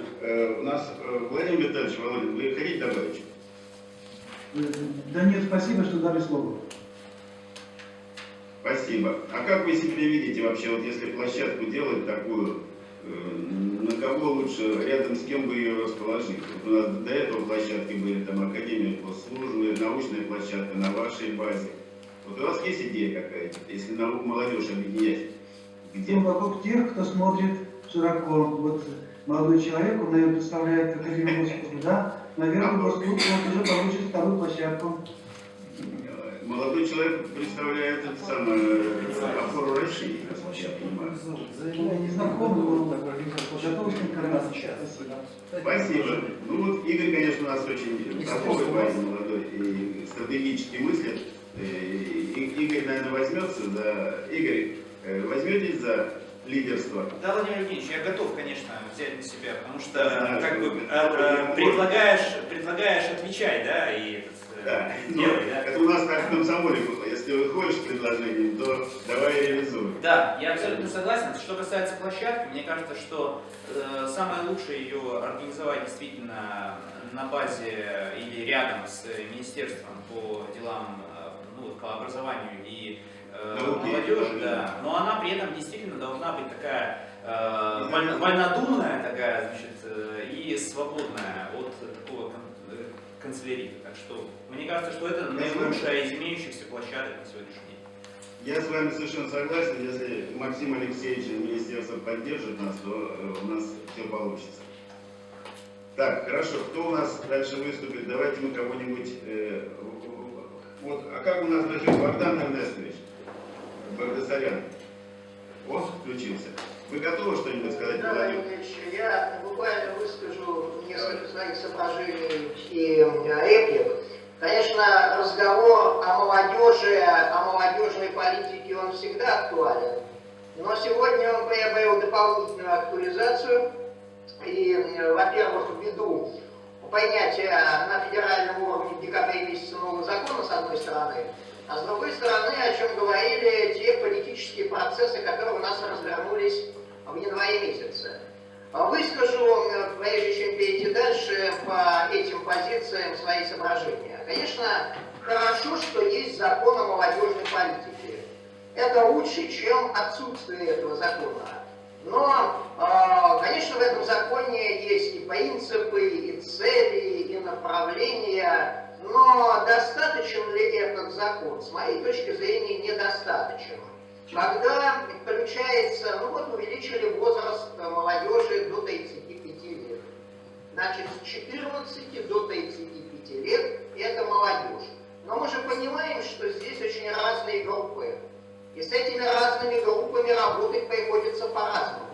Я не знаю, откуда взялась вот эта 14-35. Все классификации, которые возрастные существовали в советское время, там есть подростковый период до 16 лет, есть юношеский до 21, дальше с 22, по классической периодизации, начинается средний возраст. И там работать по-разному.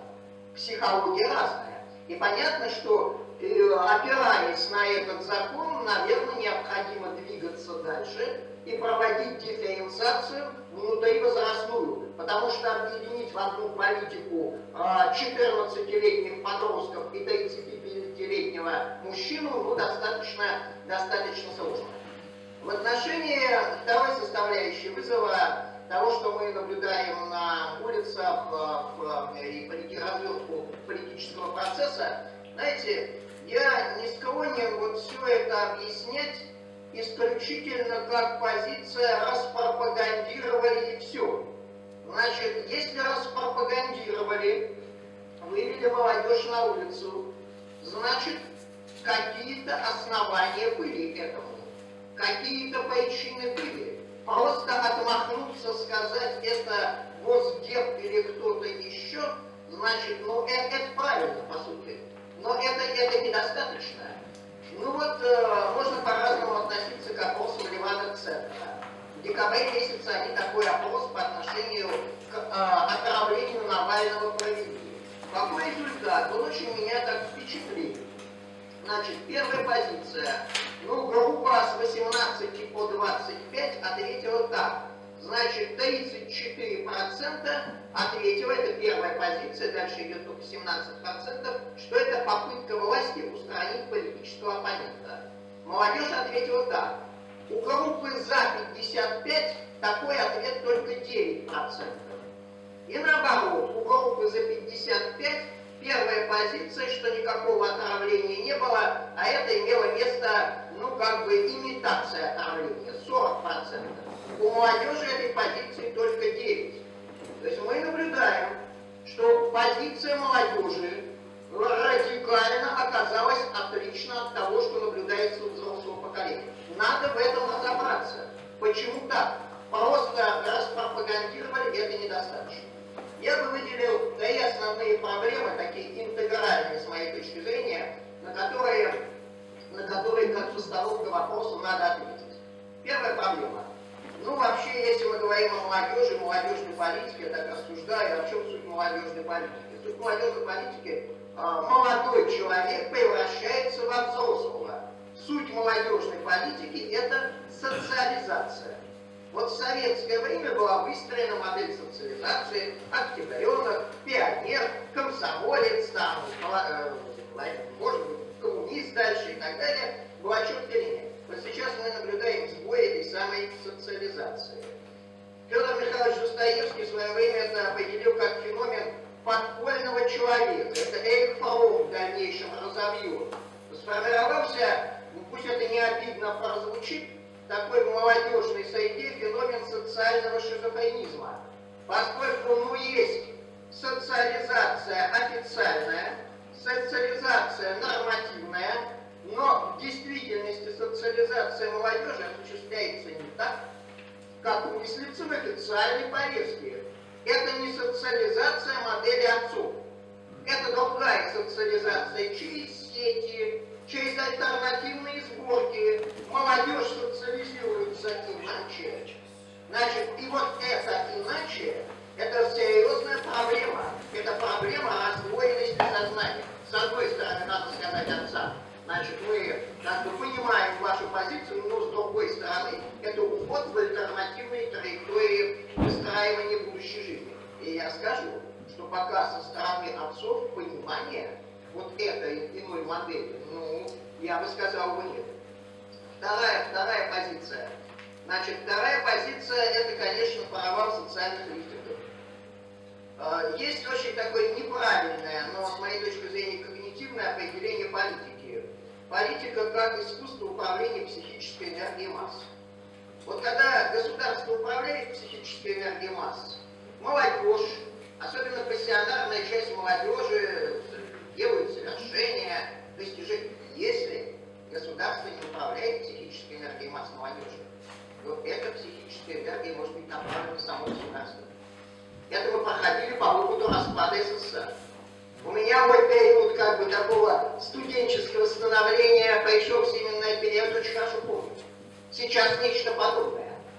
И вот понятно, что молодежь протестует. Ведь было понятно, если ты хорошо учишься в советское время, если ты трудолюбив, у тебя было понятно, кем ты будешь, чтобы была уверенность в будущем. Сегодня этого нет. Сегодня в зависимости, учишься хорошо, трудолюбив, будут достижения там после окончания вуза, этого сегодня не существует. Значит, и соответственно, уровень бюрократизации сегодня, ну что говорить, это тоже связано с молодежной политикой. Ведь по большому счету тут не Навальный, тут бунт против системы. Вот о чем идет речь. И понятно, если не будет выдвинута система мотиваторов и организации вот этой психической энергии на свершение, то будет плохо. И третья проблема, но это беда. Беда для тех, у кого есть сегодня дети в школьном возрасте. Это, конечно, я бы так назвал гипертрофированность цифровизации. Вот это привязка к гаджетам, значит, появляющая форму своеобразной социальной наркомании. Исследования показывают, что она ведет, ну, когда идет поток информации в больших объемах и с большой скоростью, человек не может успеть за этим потоком. Происходит сбой логического мышления. Это мы сегодня наблюдаем. Я бы это назвал деинтеллектуализация молодежи. Сегодня это есть. Понятно, ЕГЭ туда же в эту же копилку добавляет. Тоже. Атрофированность запроса на смыслы. Зачастую при общении с молодым не хотим мы говорить об этих метафизических величинах. Зачастую это радикальный даже отказ. Отсутствие целостной картины мира. То, что называют цифровая эмиграция сегодня. Я бы два таких психологических типа, которые становятся как нормативными, выделил. Это первый норматив, нормативность веселости. Какой? Веселый человек, значит, и как бы обучение как веселость. И второй противоположный нормативный тип суицидальности. Оба типа разрушительны по отношению к будущему, только молодежи, по отношению к будущему России. Знаете, конечно, поднят был уже этот сегодня вопрос, Владимир Ильич правильно сказал, конечно, сложно поднимать вопросы с идеологией, но не поднять их тоже здесь нельзя, потому что система ценностей, мировоззренческая картина мира, но без нее молодежная политика не выстраивается. Но так, чтобы пессимистическую ноту как бы сменить на некую оптимистическую, если верна вот эта теория поколений, которая сегодня постоянно апеллирует, поколение X, поколение Y, поколение Z, вот пришло это поколение Z, с которым работать крайне сложно, они в цифровой миграции, но если верна эта поколенческая теория, то за поколением Z пойдет следующее поколение, цикл завершается, условно она появляется как поколение пророков, и запрос на смысл вернется. Если это так, то надо работать на будущее, на то новое поколение, которое обратится за этими смыслами и, как бы, возможно, не используя слово идеология, а возможно, используя, ну вот с этой, как бы, апелляцией к будущему и предстоит, наверное, работать. И мне видится, вот, знаете, цепочка, идеологии, которую мы исходим, вот, в школе, МГУ соответствующий существует, это формирование государственной политики в следующей цепочке. Ценности и смыслы, дальше цели, дальше проблемы, как препятствие достижения целей, дальше средства, как управленческое решение, и результат. Но начинать, коллеги, конечно, надо с ценностей и смыслов. Их нет. Значит, есть цели, ценностей и смыслов нет. И, конечно, надо говорить и о ценностях, и о смыслах, конечно, надо говорить и о проблемах. Стыдливое замалчивание проблем тоже ни к чему хорошему не приведет. Вот, собственно, мои краткие такие рассуждения. Спасибо. От идеологии, конечно, аккуратно подходим к этому, чтобы не наломать дров. Но когда мы сейчас поднимем на следующий круглый стола вопрос о социальной доктрине, то фактически там уже существенный блок идеологии будет заложен и обсужден, и обсуждаться будет обществом. То есть мы плавно к этому идем, а ценности совершенно прав докладчик. Ценности — это супер важная вещь, и более того, сейчас вокруг этих ценностей идет война мировая, потому что глобалистский проект он работает в контексте определенной структуры ценностей и дает модель, фактически, как ее описали наши философы, техногенной цивилизации, в которой базовые ценности – это наука и научно-технический прогресс. И под это дело идет цифровизация, искусственный интеллект, которые на самом деле являются в руках лидеров глобалистского проекта обычным инструментом рефлексивного управления обществом. То есть обществом управляется через эти технологии. И наша задача перейти к другой метамодели цивилизационной. Это к модели посттехногенной, созидателем которой будет Россия, больше некому.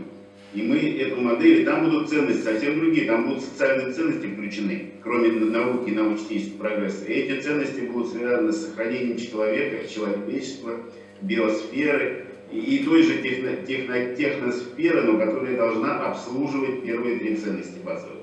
Это другой подход и к цифровизации, и к искусственному интеллекту. Этим сегодня занимаемся.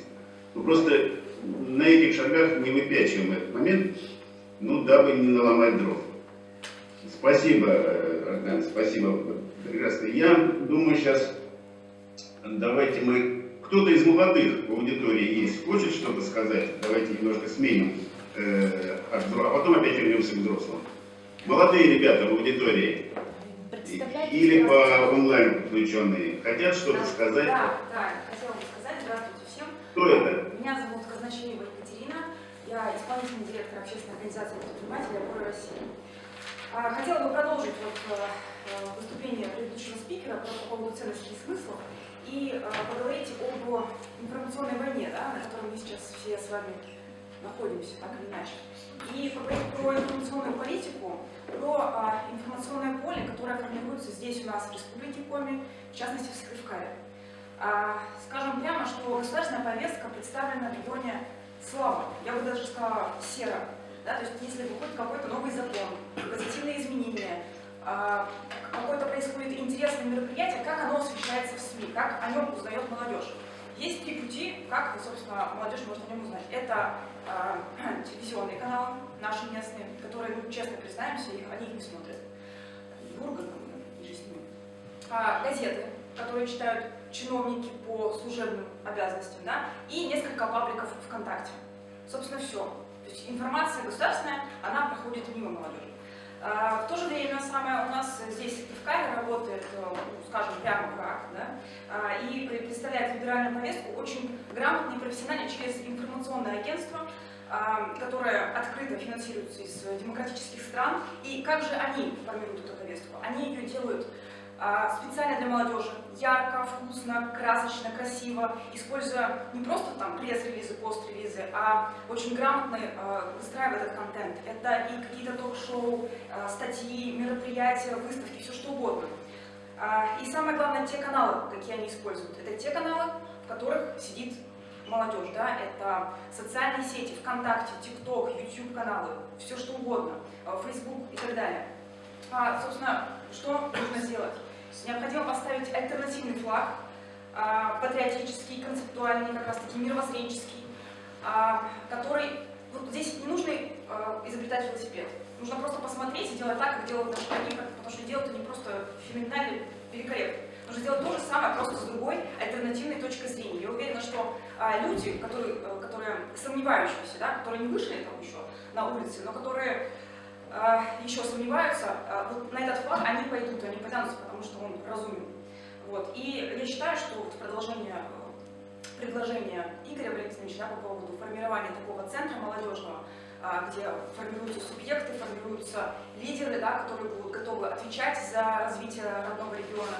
Вот на базе этого центра необходимо сделать вот такой отдел, где будут работать на постоянной основе профессиональные пиарщики, журналисты, редакторы, которые ценностно, да, заряжены, ценностно наши, кто будет профессионально эту точку зрения доносить непосредственно до молодежи. И мы эту работу также готовы взять на себя, работать и организовать.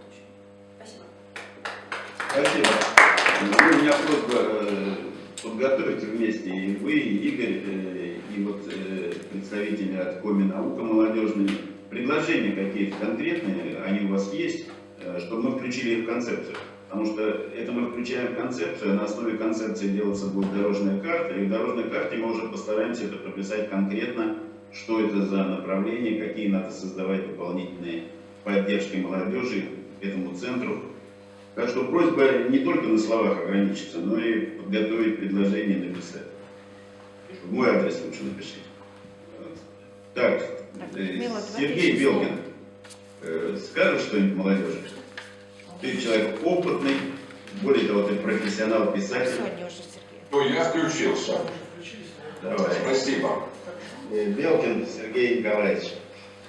Ну да, я объясню, кто я, и чтобы моя позиция и точка зрения была понятна. Да, я писатель, поэтому взгляд у меня человека, который, ну, как говорится, сидит один в известной степени в одиночестве, размышляет о судьбах мира вообще и отдельных людей в частности. Да, я, конечно, вовлечен, и по всей своей жизни бывал вовлечен в самые разные проекты, да и сейчас тоже во что-то вовлечен. Тем не менее, я, как говорится, и по возрасту, и по своему социальному положению человек независимый, с политическими партиями, с органами власти и какими-либо иными структурами не связан никак. Мне повезло, что я выступаю уже, так сказать, спустя, насколько, уже 2 часа работаем. Поэтому очень многое из того, что нужно было сказать, уже сказано, и я могу это не повторять. И у меня, так сказать, выгодная позиция, я могу быть кратким.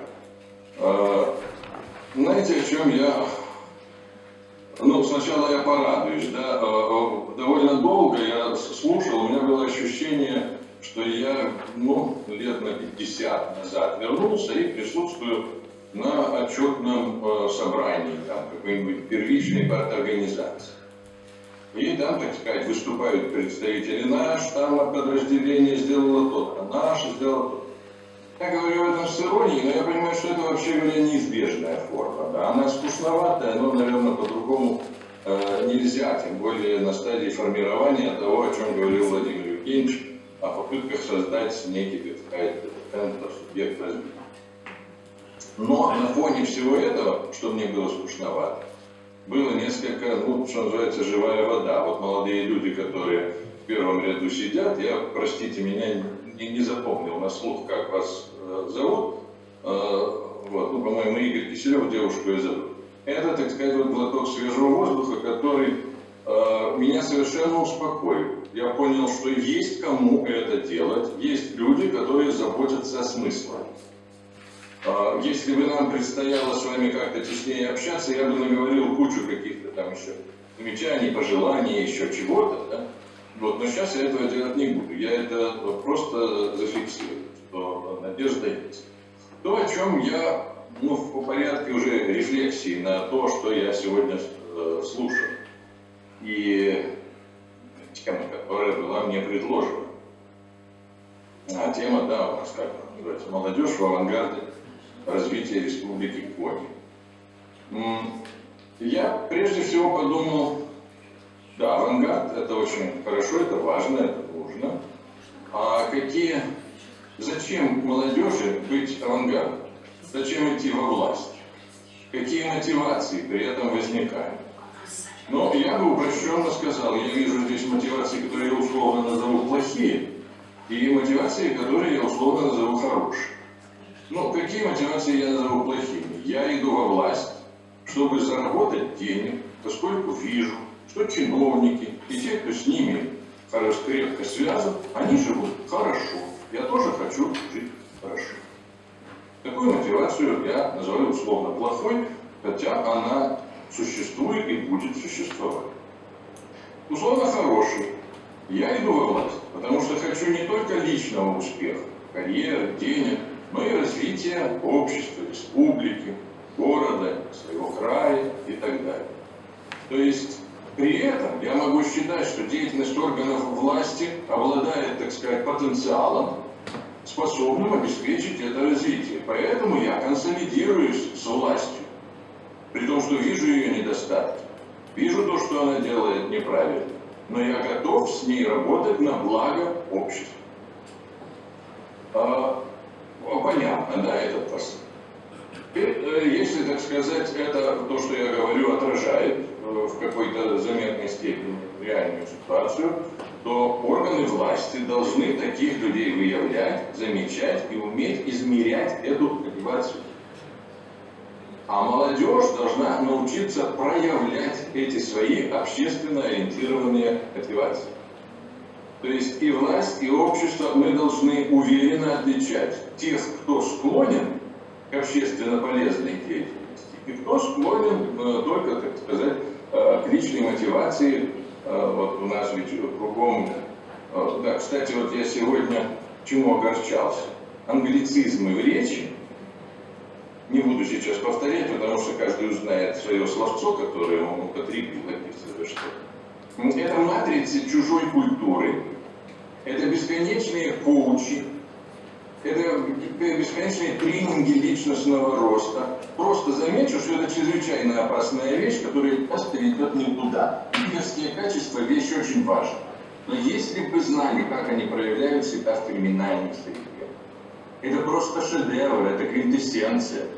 Именно там они проявляют. То есть лидер может вести туда, а может вести сюда. И вот это чрезвычайно важно. Что в этой связи, мне кажется, важным еще, фундаментальным, собственно, свойством людей и общества в целом. Я имею в виду мировоззрение. Это слово сегодня не раз произносил. Те, кто хотят быть в авангарде, те, кто к этому призывают, явно или неявно, но верят в то, что развитие общества происходит вследствие деятельности людей. Банальная мысль? Нет, не банальная. Она чрезвычайно важна. Потому что вокруг нас очень много людей, которые полагают, что движущими силами общества является очень много всего другого. Космические энергии, там какие-то международные центры, как злонамеренные, так и незлонамеренные. Значительная часть общества, прежде всего молодежного, да, в общем, нет, не прежде всего, оно равномерно.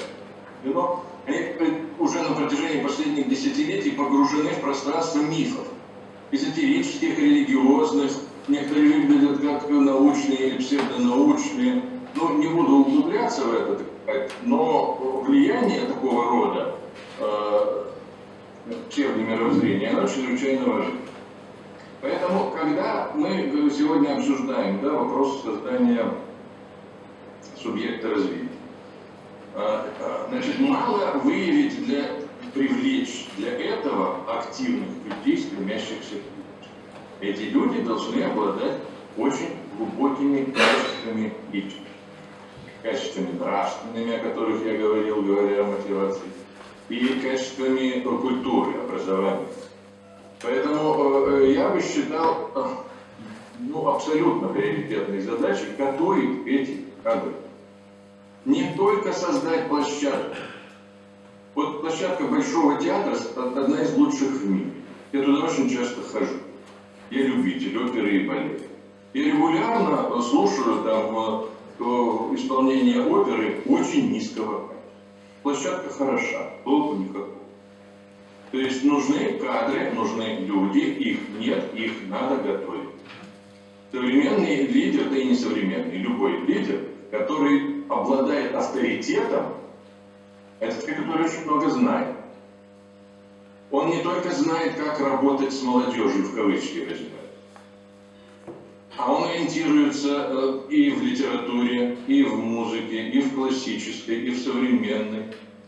Он ориентируется в мировой живописи, в архитектуре. Это очень образованная личность. Он должен привлекать к себе вот эти качества. Об этом надо заботиться. Существующая система образования этого результата не выдает, по той простой причине, что она ориентирована на оказание образовательных услуг. Если вы не заказали обучение истории живописи, я говорю, эту историю знать не буду. Но это большая тема, которую отдельно можно. Время, да? Ну, хорошо.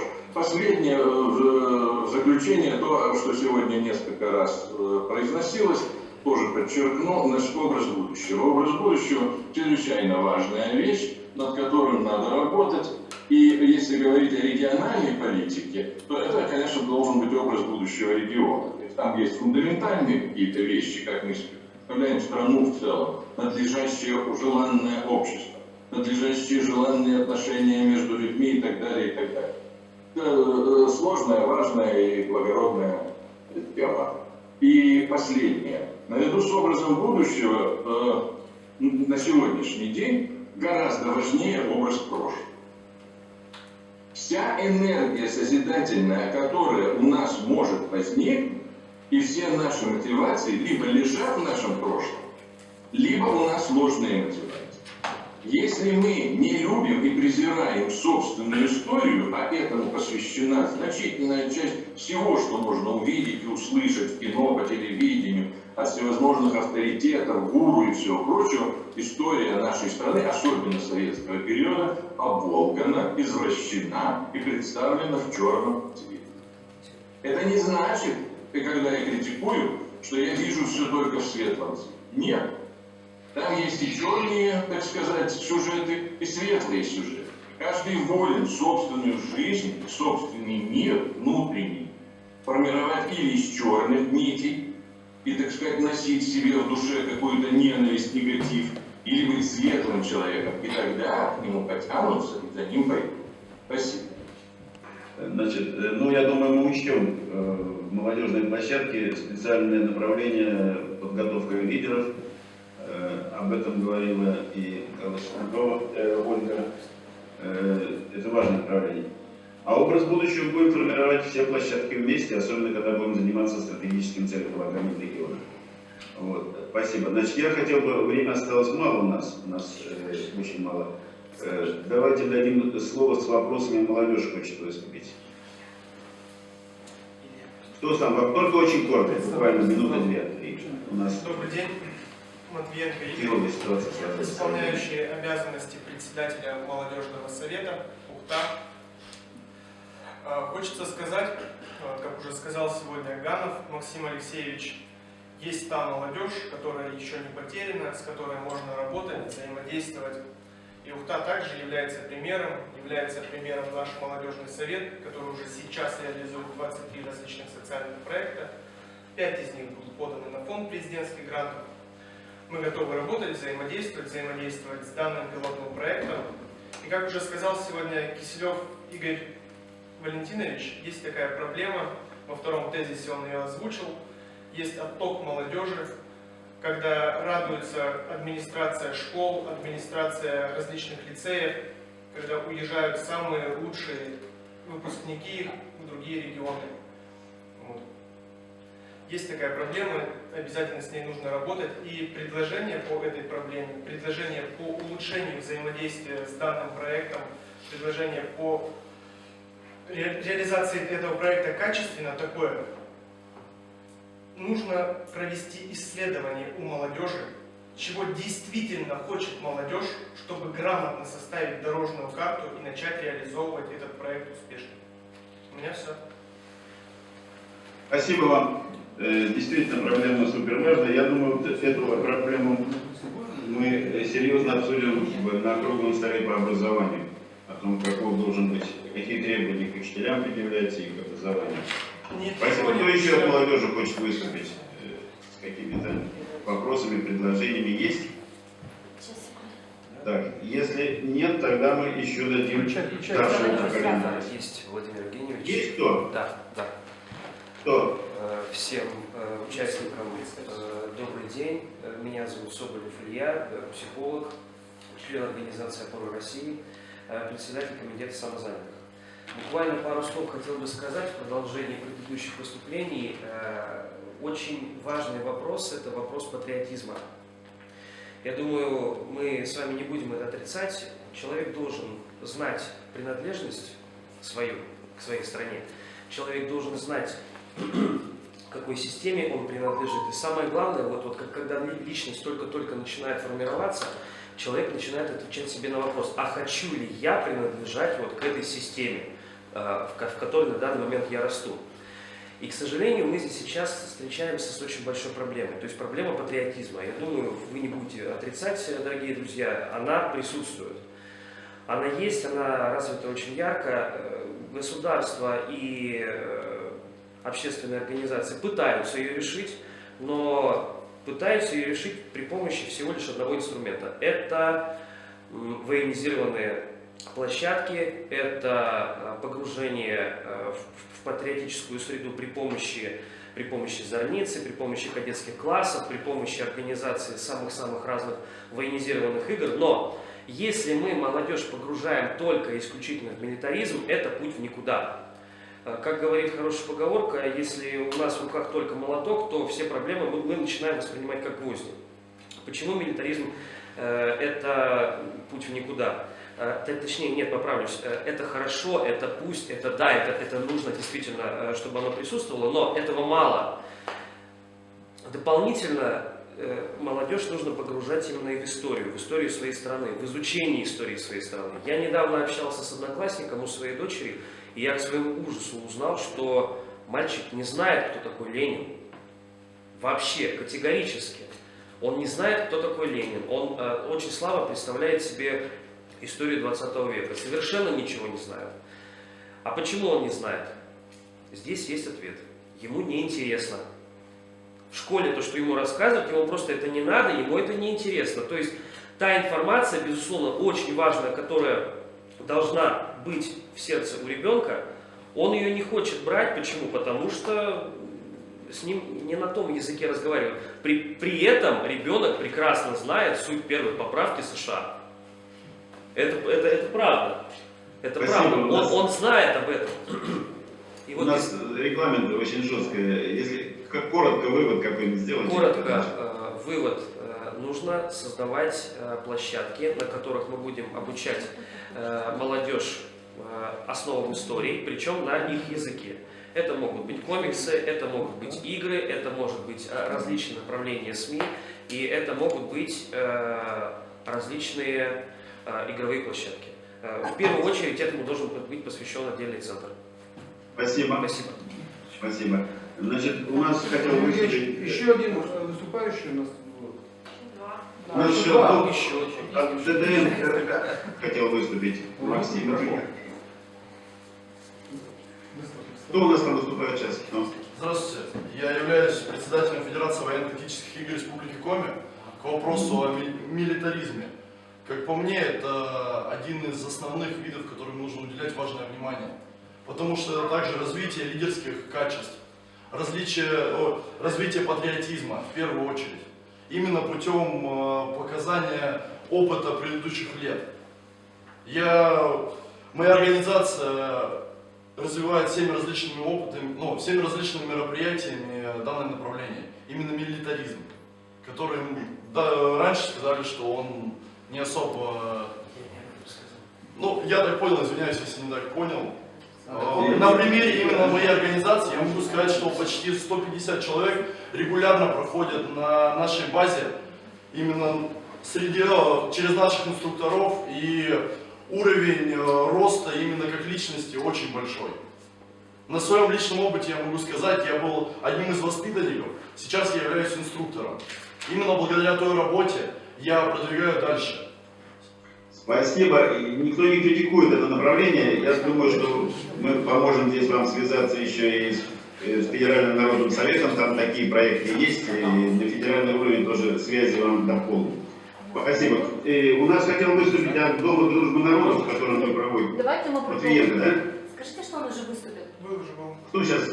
Сейчас, если позволите, я не очень много времени вашего займу. Буквально минуты-две мы по минутам. Представьте. Филиппов Николай Ильич, кандидат биологических наук, институт биологии, Коми-научного центра РАН. Значит, я много здесь слушал. Я, как вы понимаете, биолог, да, по образованию, по специальности, работаю биологом. Всякую личную область хвалит, но все то, что я здесь слышал, это все социокультурная, гуманитарная направленность. Мое глубокое убеждение, чтобы формировать какую-то гармонически развитую личность, личность думающую, личность понимающую, осознающую. Однобокая какая-то направленность, она также губительна, как уже Илья Соболь сказал, да? И, естественно, научный кластер и гуманитарный кластер должны быть в школе, в вузах, они должны представлены быть равномерно для развития гармонической личности. И в заключение, что я хотел добавить, начинается действительно все со школы. Сейчас, если посмотреть школьные программы, все школьные предметы, по крайней мере, естественно-научные, за что я точно знаю, урезаются до такой степени, что дети перестают знать элементарные вещи. Они оторваны от жизни, особенно городские, которые не понимают, что творится в природе, что можно, что нельзя. Это формируется на понятийном уровне, на, можно сказать, примитивных, так сказать, каких-то вещах, на рефлексах, на инстинктах. А мы это все теряем. Вот, на мой взгляд, с этим Спасибо. нужно начинать. Я с вами совершенно согласен. У меня два базовых образования, естественно-научное, инженерное и математическое, имею на МГУ. Поэтому это очень влияет на формирование человека, на его мышление, на культуру. Поэтому вы правы совершенно, естественно-научному образованию нельзя. Мы вот не зря с Володиным тут обсуждаем широкий спектр подхода с биотехнологией, например, и влияние на образование в КОМе и на прикладные работы. Нет, не забудем, не волнуйтесь. Это направление. Так, хотел бы Дома дружбы народов, Матвиенко Игорь, да? Есть он там? Владимир Евгеньевич. Был у меня заказ Матвиенко Игорь. Скажите, что он уже выступил. Матвиенко уже выступил. Я написала. Все, спасибо. Тогда мы дадим... Владимир Евгеньевич, можно, пожалуйста, да? Слово мне? Так, Буквально минуту. Минуту, не больше. Евгений Шатов, предприниматель «Опора России». Вот, хотел сказать по поводу самореализации, да, тех молодых людей, которые хотят стать предпринимателями, которые хотят, ну, встать на этот путь, скажем так, да. Мы вот проводили игры от «Опора России», да, в рамках национального проекта по популяризации предпринимательства. И, скажем так, проводя эти игры, да, мы людей вдохновляли, детей, студентов там и так далее, чтобы они встали вот на этот путь. Вот. Возможно, у них там зарождаются какие-то бизнес-проекты и так далее, но большая проблема в том, что нет начального капитала. Вот. И получается людям, что приходится идти в банк, а, как правило, кредиты не дают, потому что, ну, если есть, конечно, имущество, то дают, если там родители готовы заложить что-то. Но, как правило, этого не происходит. Вот. И это, кстати, одна из проблем, то, что у нас молодые люди тоже уезжают в центральные города России, потому что там возможности, ну, может быть, побольше, скажем так, да, подняться с чего-то. Ну, понятно, проблема. Вот. Да, проблема понятна. Вот. И что мы хотим предложить? То есть предложение есть создать венчурный фонд. Я так понимаю, времени очень мало, да? Давайте представьте это в концепцию. Да. С Игорем. У вас, я смотрю, «Опора России» самая живая структура в КОМе. Да, стараемся. Давайте. Представьте концепцию, мы рассмотрим все. Значит, я хотел бы дать слово еще Морозовой Наталье Александровне, председатель фонда развития социального лидерства. У нас много говорили о лидерстве, и очень хорошо говорил Сергей Белкин о лидерстве. Посмотрим, что скажет Наталья.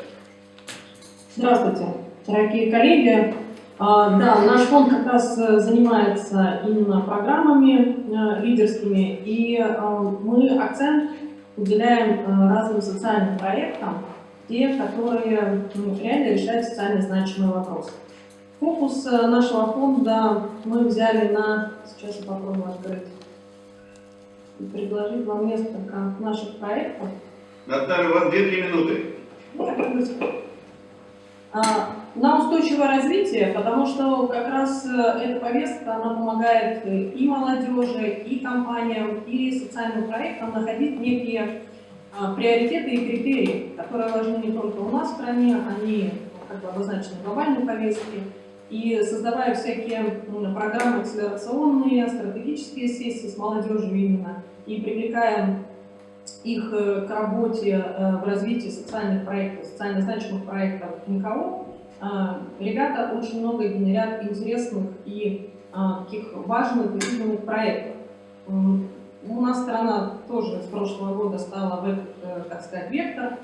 Были определены национальные цели, там, кто знает, как бы у нас проекты тоже включены в эти национальные цели, и для каждого региона, для каждого там ведомства уже как бы есть некие показатели, которые нужно включать в свою деятельность. С точки зрения самого подхода, да, устойчивого развития, как раз именно личность, именно лидер, именно человек, и очень важна молодежь, он влияет, как бы его ценностное понимание, что он может сделать. Компании уже выбрали корпоративную социальную ответственность и обязаны помимо нефинансового отчета включать в свои отчеты социальную повестку, что они делают социально ответственного, те критерии, те показатели стратегические соединять с теми целями и с теми изменениями, которые они делают на местах. И поэтому как бы в связке между компанией, между НКО и как раз теми целями стратегическими региона устойчивое развитие помогает как бы наладить такой диалог. И как раз лидер, я еще раз повторюсь, это тот человек, который понимает потребности не только свои, не только там, бизнес-экономические, а именно социальные. И умеет выявить, как бы организовать вокруг себя команду и запустить этот проект. С точки зрения проекта, который мы сейчас запускаем здесь, в Москве, и то, что можно было быть предложено программой, допустим, для региона, это центром вот такой интеграции. Мы сейчас взяли библиотеки Москвы. С Моцразвитием мы сотрудничаем, мы будем там запускать вот такой небольшой акселератор хаб. Как раз это помогает внутри вести кружковую и другую деятельность тем и библиотекарям, и партнерам на местах. Там есть литература и есть уже необходимые материалы, либо тематические направления, которые можно объединять и вовлекать, так сказать, молодежь и именно в проектной деятельности, потому что проектная деятельность сейчас тоже в многих школах у нас стала как бы основной при выпуске и защита для дальнейшего поступления. И также это является таким лифтом, так сказать, от школы до вуза, до профориентации, возможности дальше более глубоко включаться в инкубаторы и в акселераторы, и эти проекты действительно генерить. С точки зрения социального именно лидерства и включения социальных потребностей, здесь как раз не только у нас проекты устойчивого развития, здесь могут быть запросы местные, которые идут действительно от населения, действительно от востребованности, какую задачу можно решать. И ребята с удовольствием внедрят решения на своем уровне, понимая как бы, проблематику и вовлекая еще там, членов своей там, семьи. Так как у нас тоже в Москве там есть долголетие и пенсионеры, здесь очень много получается таких коллабораций, где поколенческие передача опыта, вовлечением молодежи и детей происходит вот в некоторых таких точечных, конкретных решениях и предложениях. И на выходе как бы формируется такой кластер-хаб. Дальше это в зависимости от внутренних политик и возможностей, которые там стоят. Это можно формировать уже вот такой проектный офис с запуском, с реализацией, куда привлекать действительно и разработку и населения, которое готово делиться своими идеями, наработками студентов, и компании, которые потом готовы интегрировать в свою социальную ответственность и действительно расширять пул своей корпоративной социальной ответственности. Потому что когда ориентирован, он знает, какие задачи он может решать. И еще один из проектов, который здесь интегрируется, это волонтер культуры. Это действительно программа именно для волонтеров, для тех, кто готов вовлекаться и реализовывать, и формировать сообщество. Тоже это пилотированная практика и проект, который можно предложить и развернуть на территории.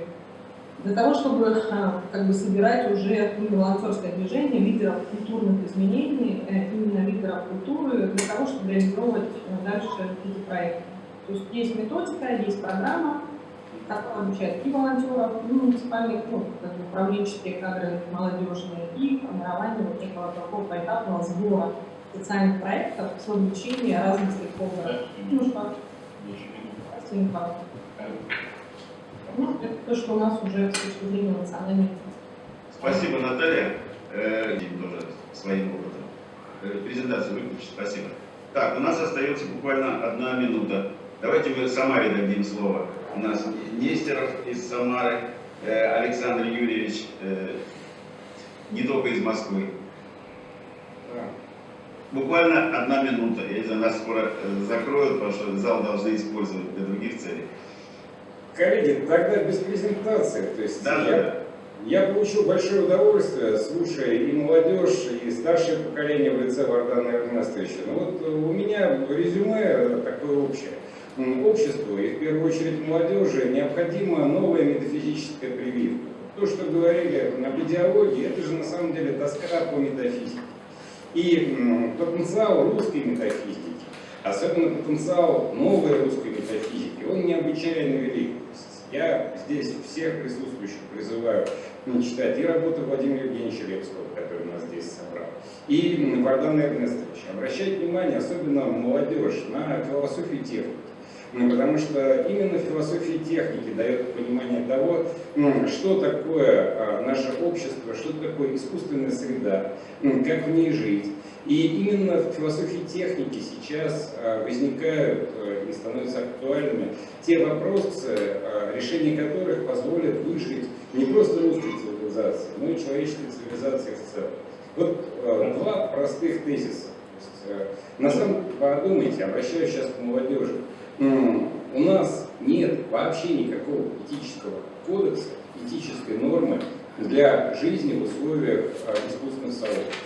Для жизни с искусственным интеллектом как автономным агентом, который функционирует в нашей непосредственно человеческой среде. Хотя камеры нас штрафуют уже давно. И не только штрафуют. Это первый тезис. И второй тезис, о котором говорил профессор Малинецкий, как достаточно убедительно. Мы переживаем все-таки технологическую сингулярность, нравится нам это или нет. Машины, созданные нами, в определенных вопросах быстрее, умнее и сильнее, нежели мы. И, соответственно, человеку надо с этим что-то делать. То есть человек должен найти какую-то форму собственного существования, в которой он сможет это пережить. Ситуацию, когда созданное им умнее, быстрее и сильнее его. И последний тезис, коллеги, за пределами идеологии, за пределами политики всегда остается требование духовного роста человека. И мы должны внутри себя, вне себя и, так сказать, в качестве цели собственных интеллектуальных и духовных усилий видеть некоего неочеловека, некое стремление, как сказали бы там 500 лет назад, к Богу. И это стремление способно вынуть нас из любых политических, экономических и прочих коллизий. И вот, собственно, стремление к неочеловеку – это то, что я увидел сегодня во многих выступающих молодых коллегах, то есть, и хотел бы пожелать, так сказать, им это стремление удерживать, развивать и стоять на нем. Спасибо. Спасибо, Александр Юрьевич. Патрушев Владимир Иванович. Буквально 1 минута, а потом еще Хачатурян Ильич Мариносян, если нас не выгонят. Звук включите. Звук.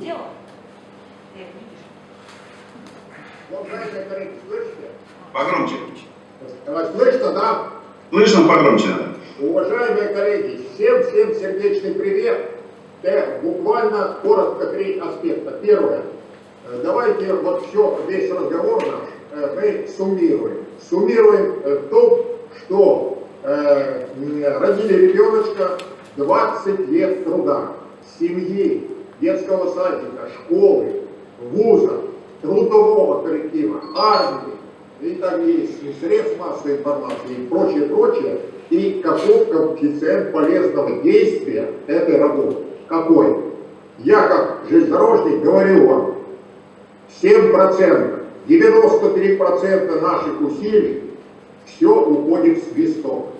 Поэтому, если мы с вами не разберемся сейчас о взаимосвязи вот всех концентраций усилий на целостном развитии личности, семьи, детского садика, школы, вуза и так далее, у нас это все кто в лес, кто по дрова. Это первое.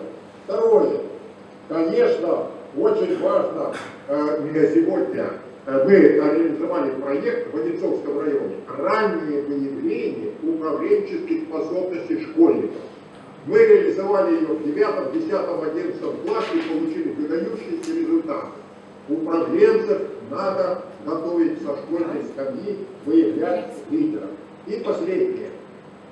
Я считаю, что очень интересный опыт Казани. Под Казанью построен город Иннополис, где вот эти все инноваторы под Сыктывкаром необходимо делать такой Иннополис, концентрировать и терять интерес для того, чтобы он активно привлекал все таланты, чтобы они не убегали из республики, они оставались на месте. И даже из Москвы снова возвращались, из Санкт-Петербурга в этот кинополис. И тогда это будет генератором тех процессов, о которых мы говорим. Спасибо. Владимир Иванович, вы набросайте в концепцию буквально свои соображения, пришлите. Ну, больше. Хачатур Эмильевич, буквально 1 минута. Давлеевич, спасибо. Добрый день всем. Все интересно и телеграфно. Чтобы продуктивно все это продолжать, обсуждение и прочее, предлагаю создать нечто вроде студии «Виктория», есть такой интересный проект, который воплотит в себе все известные до этого технологии опыт. Общество знания, лекторский групп, центральная Виктория, того, что делал наш любимый дорогой Капицын многие годы. Это все можно объединить, используя современные эти технологии. Все, ценю время, спасибо вам, а подробнее, когда вы скажете, мы обсудим в каком же режиме. Штур Эмильевич, в концепцию буквально полстранички напишите на эту тему страничку. Да, напишу и отправлю вам. Да, хорошо. Я думаю, что все это здорово, и силы есть и федеральные в этом направлении, у вас наработки большие, сможем сделать интересное. Так, особенно коллеги, мне понравилось, что молодежь на это настаивает, да. Молодежь молодцы. Кто еще не выступил, кто хочет выступить? Буквально на финише. Молодежь, в аудитории есть кто-то, кто хочет выступить? Пожалуйста. Лес рук. Прошу. А то надо, чтобы все, кто хотел выступить, выступили. Вообще, если пришел на мероприятие и не выступил, то это зря потраченное время. Меня так учили. Добрый день, коллеги. Залевская Ольга, Республиканский центр детей и молодежи. Вот о чем подумала, когда шла на круглый стол, что молодежь в авангарде развития Республики Коми. Вот тут говорили о том, что нужно спросить о том, что хочет молодежь. Но вот слушая весь круглый стол, у меня возник еще один вопрос. А чего хотим мы?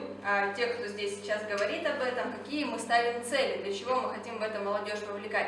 Мы опрашивали работающую молодежь, они говорят, что им нужно работа с семьей, досуг, трудоустройство, квартиру. А сегодня только вот Коми научный центр говорил о том, что предоставляют проживание. То есть нам нужно понять, чем поддержать ту молодежь, которая интересна с этим работать, и к чему стремиться, что будет самой молодежи интересно. Очень много различных направлений, которые реализуются, но мы, иногда бываем болтологами. Нужны конкретные практики. Сегодня от молодежи они были услышаны, и нужно говорить, я считаю, о том, что находить у тех, кто занимается какой-то конкретной работой, их показывать. Не показывать по телевизору звезд шоу-бизнеса, а показывать ту молодежь, которая действительно что-то делает. Говорили тоже о военно-патриотическом воспитании. Большое количество людей реализуют социальные проекты и делают этим много работы. Вот о чем мы должны говорить чаще всего. Спасибо. Ну, фактически вы поддержали, что надо иметь свою студию и вообще перехватывать управлением СМИ. Будем стараться. Давайте. Меня зовут Иван Романишвили, я про Россию тоже. Вот, хотел бы еще затронуть, мы много говорили про информацию, да, про вот, то, что идет информационная война и все эти дела, и как бы мало просто мобилизовать людей на то, что, вот, дескать, ну, как у нас сейчас делается, что вот есть образ врага, значит, ну, плохие враги что-то делают плохо, но, вот, как правильно было замечено, что нам самим нужно поставить какой-то флаг.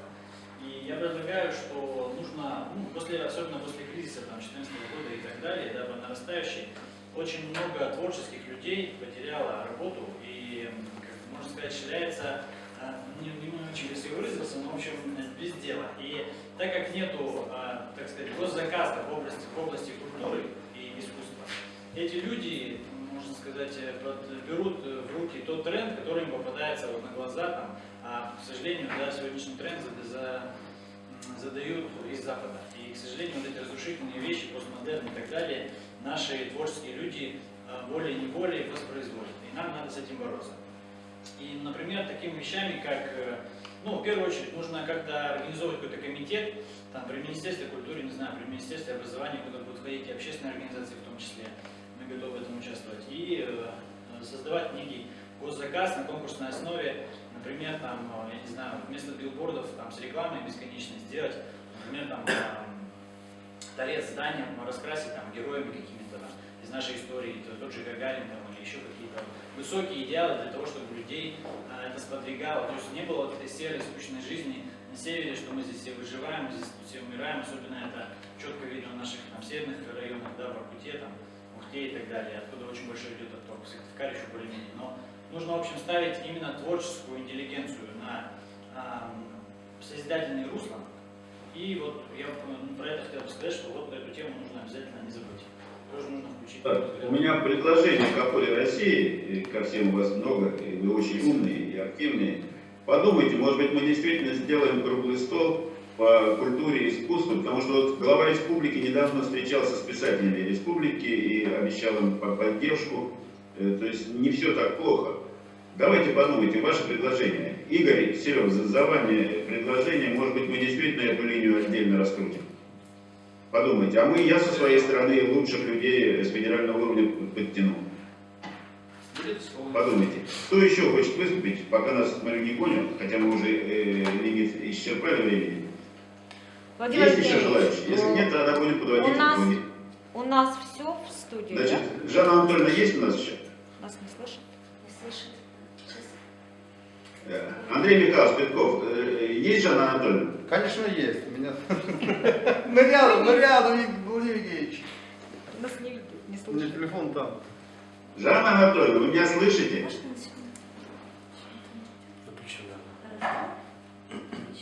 Связь прервалась. Что-то со связью. Тогда я... Алло, Жанна Анатольевна. Все слышно? Владимир Евгеньевич, временные технические сложности были. Я понял, да. Ну, у нас в студии вопросы исчерпаны, да? Да. Кто хотел высказаться, высказались.